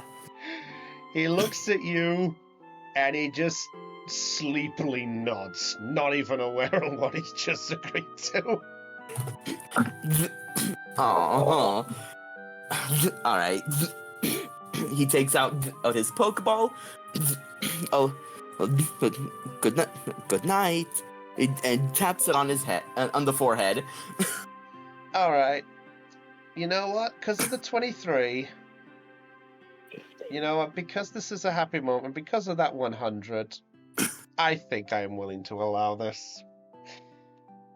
1, 2, 3. And that's a capture. Tycho would be like, what just happened?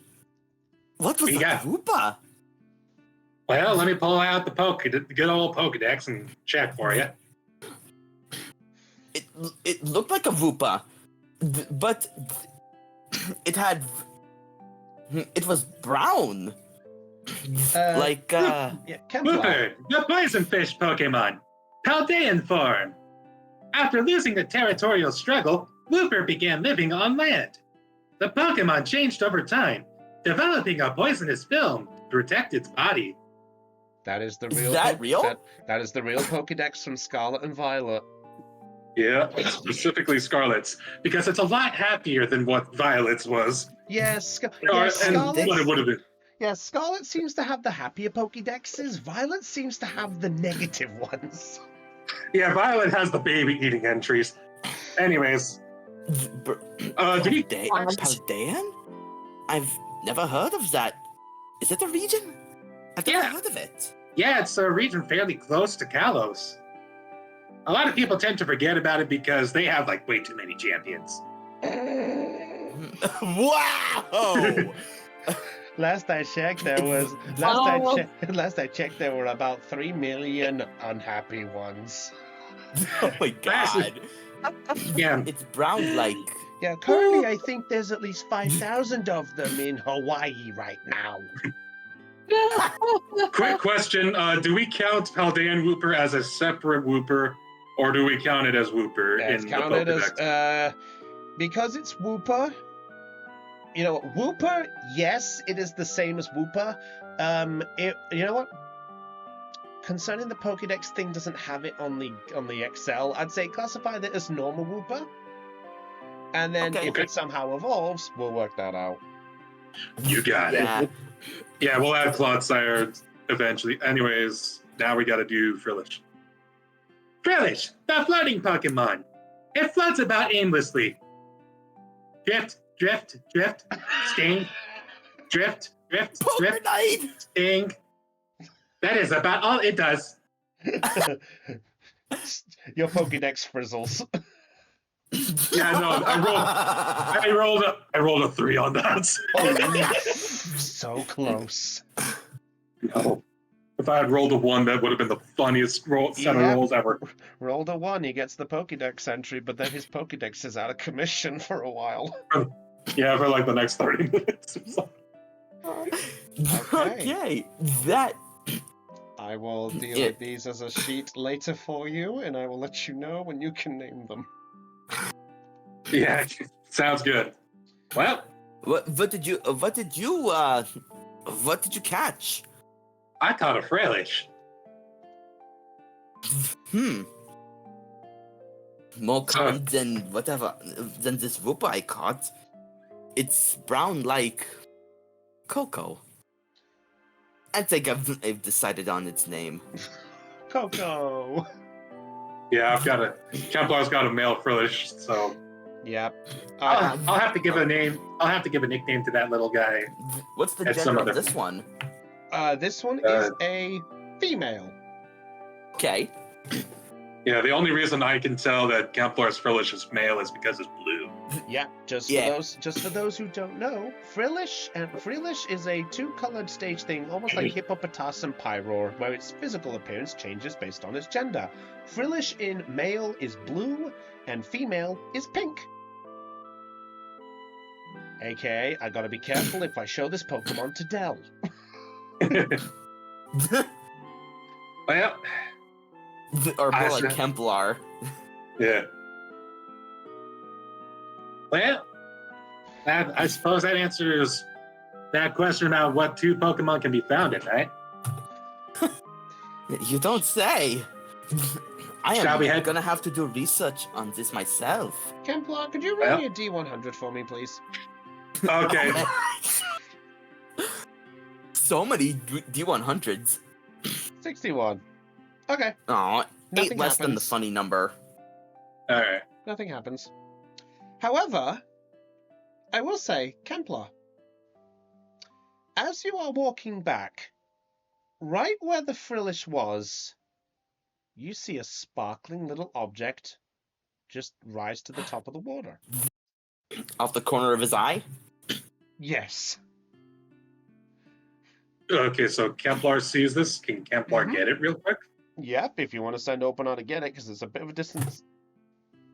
Is Kemplar able to see? Is Kemplar able to see what it is from that distance? From your distance, it looks like it's a piece of jewelry. If it's in the water, we could have Reggie get it. Yeah, that's true. What's that? Kepler, Alright, what is so it? there's something in the water. Hmm. You see that Reggie? sparkling object over there? Fetch, please. As There's you something say shiny. this, the object is beginning to sink. Oh, quickly. Okay, Reggie goes to grab it, and because of the timing, you do. Because of that 100, I'm going to reward you with something nice. And back up. As Reggie comes back up to the surface and comes back to the shore, you get a good look at what he has. Around him is a small little water droplet tied to a ribbon, tied to a piece of string. You have yourself a mystic. You have yourself a mystic water. Ooh. Because of that 100, Oh. by the way. What do you have there? It's a mystic water by the looks of things. Oh. Hmm. Would you like it? I don't know. Do you want it? You saw it first. Yeah, but you use more water types than I do. It ought to give you some more power. What do you say? I don't know what to say, except thank you. All right, so Kemplar gives Tycho the mystic water. And for the first time in forever, Tycho is actually giving Kemplar a genuine smile. So he'll take the mystic water from Reggie? Well, that's enough excitement for one night. Let's get some rest. I agree. Oh, And that's a good smile. Oh, you first. And one more thing.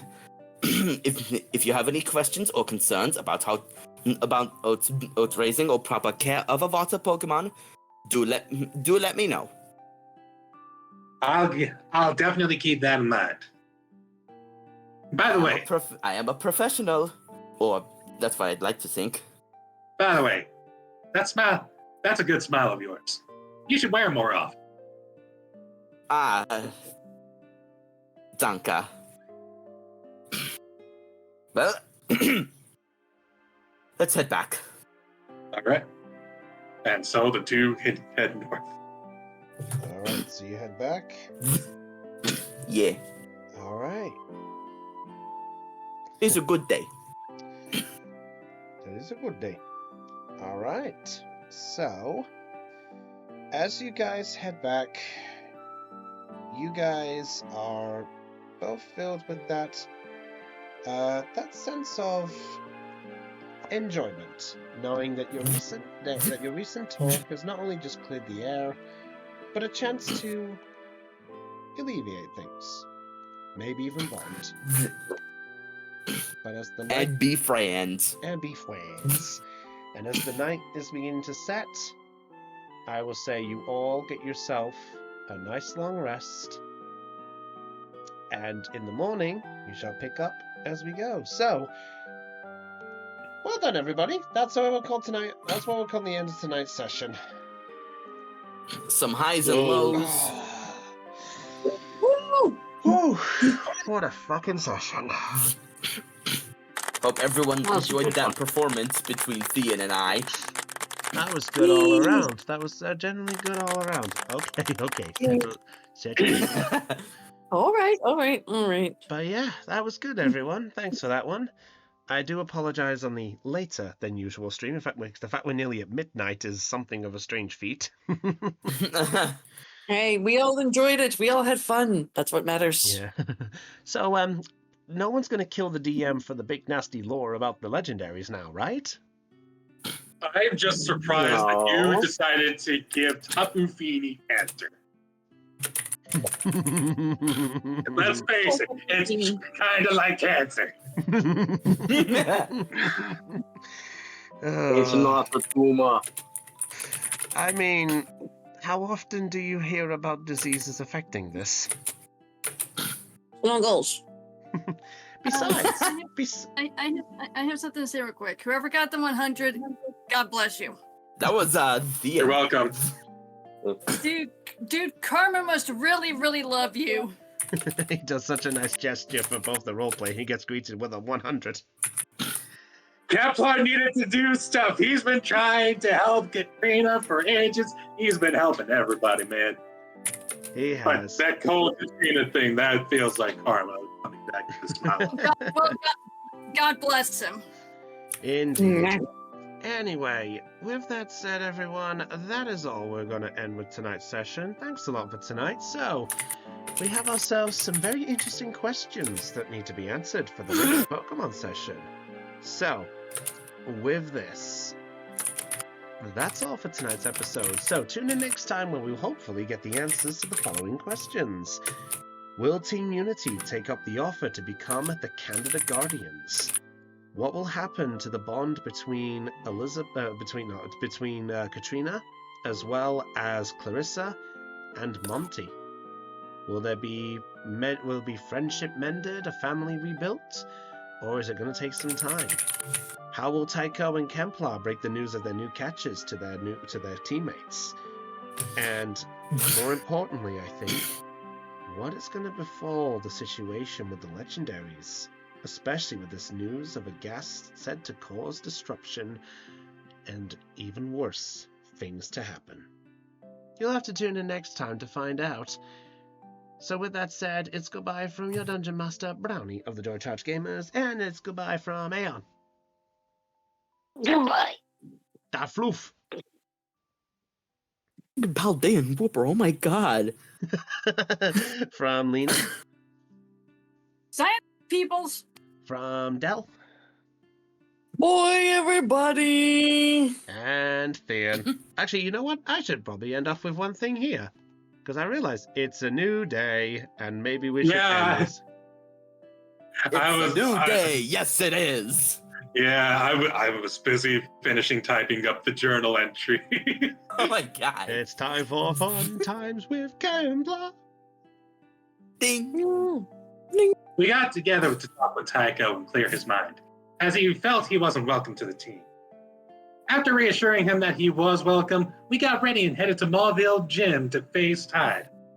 Momoko stepped away from the battle to provide medical attention to the Pidgey and Taylor from yesterday, and Elizabeth decided to sit this battle out. So it was Tycho, Arlen, Holly, Katrina, Chixona, and myself in this battle. We expected to go up against Tapu Fini, but we were surprised when he sent out Primarina. I suppose the nickname we gave him was that of Primarina. It was hard fought. It was a hard-fought battle, and Tide surprised us with reinforcements, Primarina getting back up after fainting, and even taking out Chixona Servine. But the battle had to end due to Team Lone Wolf's interference. Exiting the gym, Katrina and I checked in with Rook to confirm the meetup with her and her parents.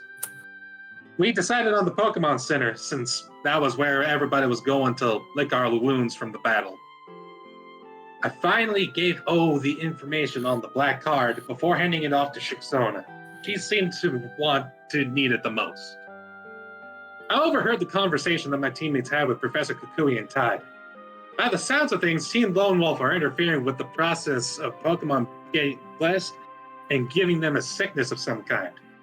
It sounds like cancer, but it only affects the chosen Pokemon and the legendary Pokemon. So it's weird. We'll have to consider whether or not we join the team to protect the chosen Pokemon or not. But the good news is that Tide had awarded us the gym badge. Lucky us. After Tide and Kukui had left, the moment came. Katrina was finally reunited with her parents after so long. I don't think I've ever seen her so happy and loved until that moment. After spending time with Clarissa and Monty Silverstone, I went nighttime fishing with Tycho, where we talked to each other for a while. We managed to hook up a Frisch and a Paldean Whooper, which really surprised Tycho. As we were about to go back, a mystic water surfaced, and Reggie grabbed it. I gave it to Tycho since he uses more water Pokemon and has better knowledge on how best to use them than I do. Overall, it was quite a big day, and I'm looking forward to what awaits us tomorrow. A nice little journal entry there. Thank you, Mr. Thean. Yeah. That was an amazing entry. All right. So with that said, everyone, this is where we will wrap up for the night. So I guess we will see you all for the next episode. So just note that next week, obviously won't be major the campaigns. We'll see what happens. There could be another campaign in the midst, or it could be a little time for some relaxation.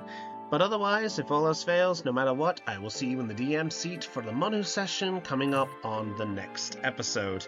At least from my end of a DM. But until then, perceptions rolled low, it's time for us to go.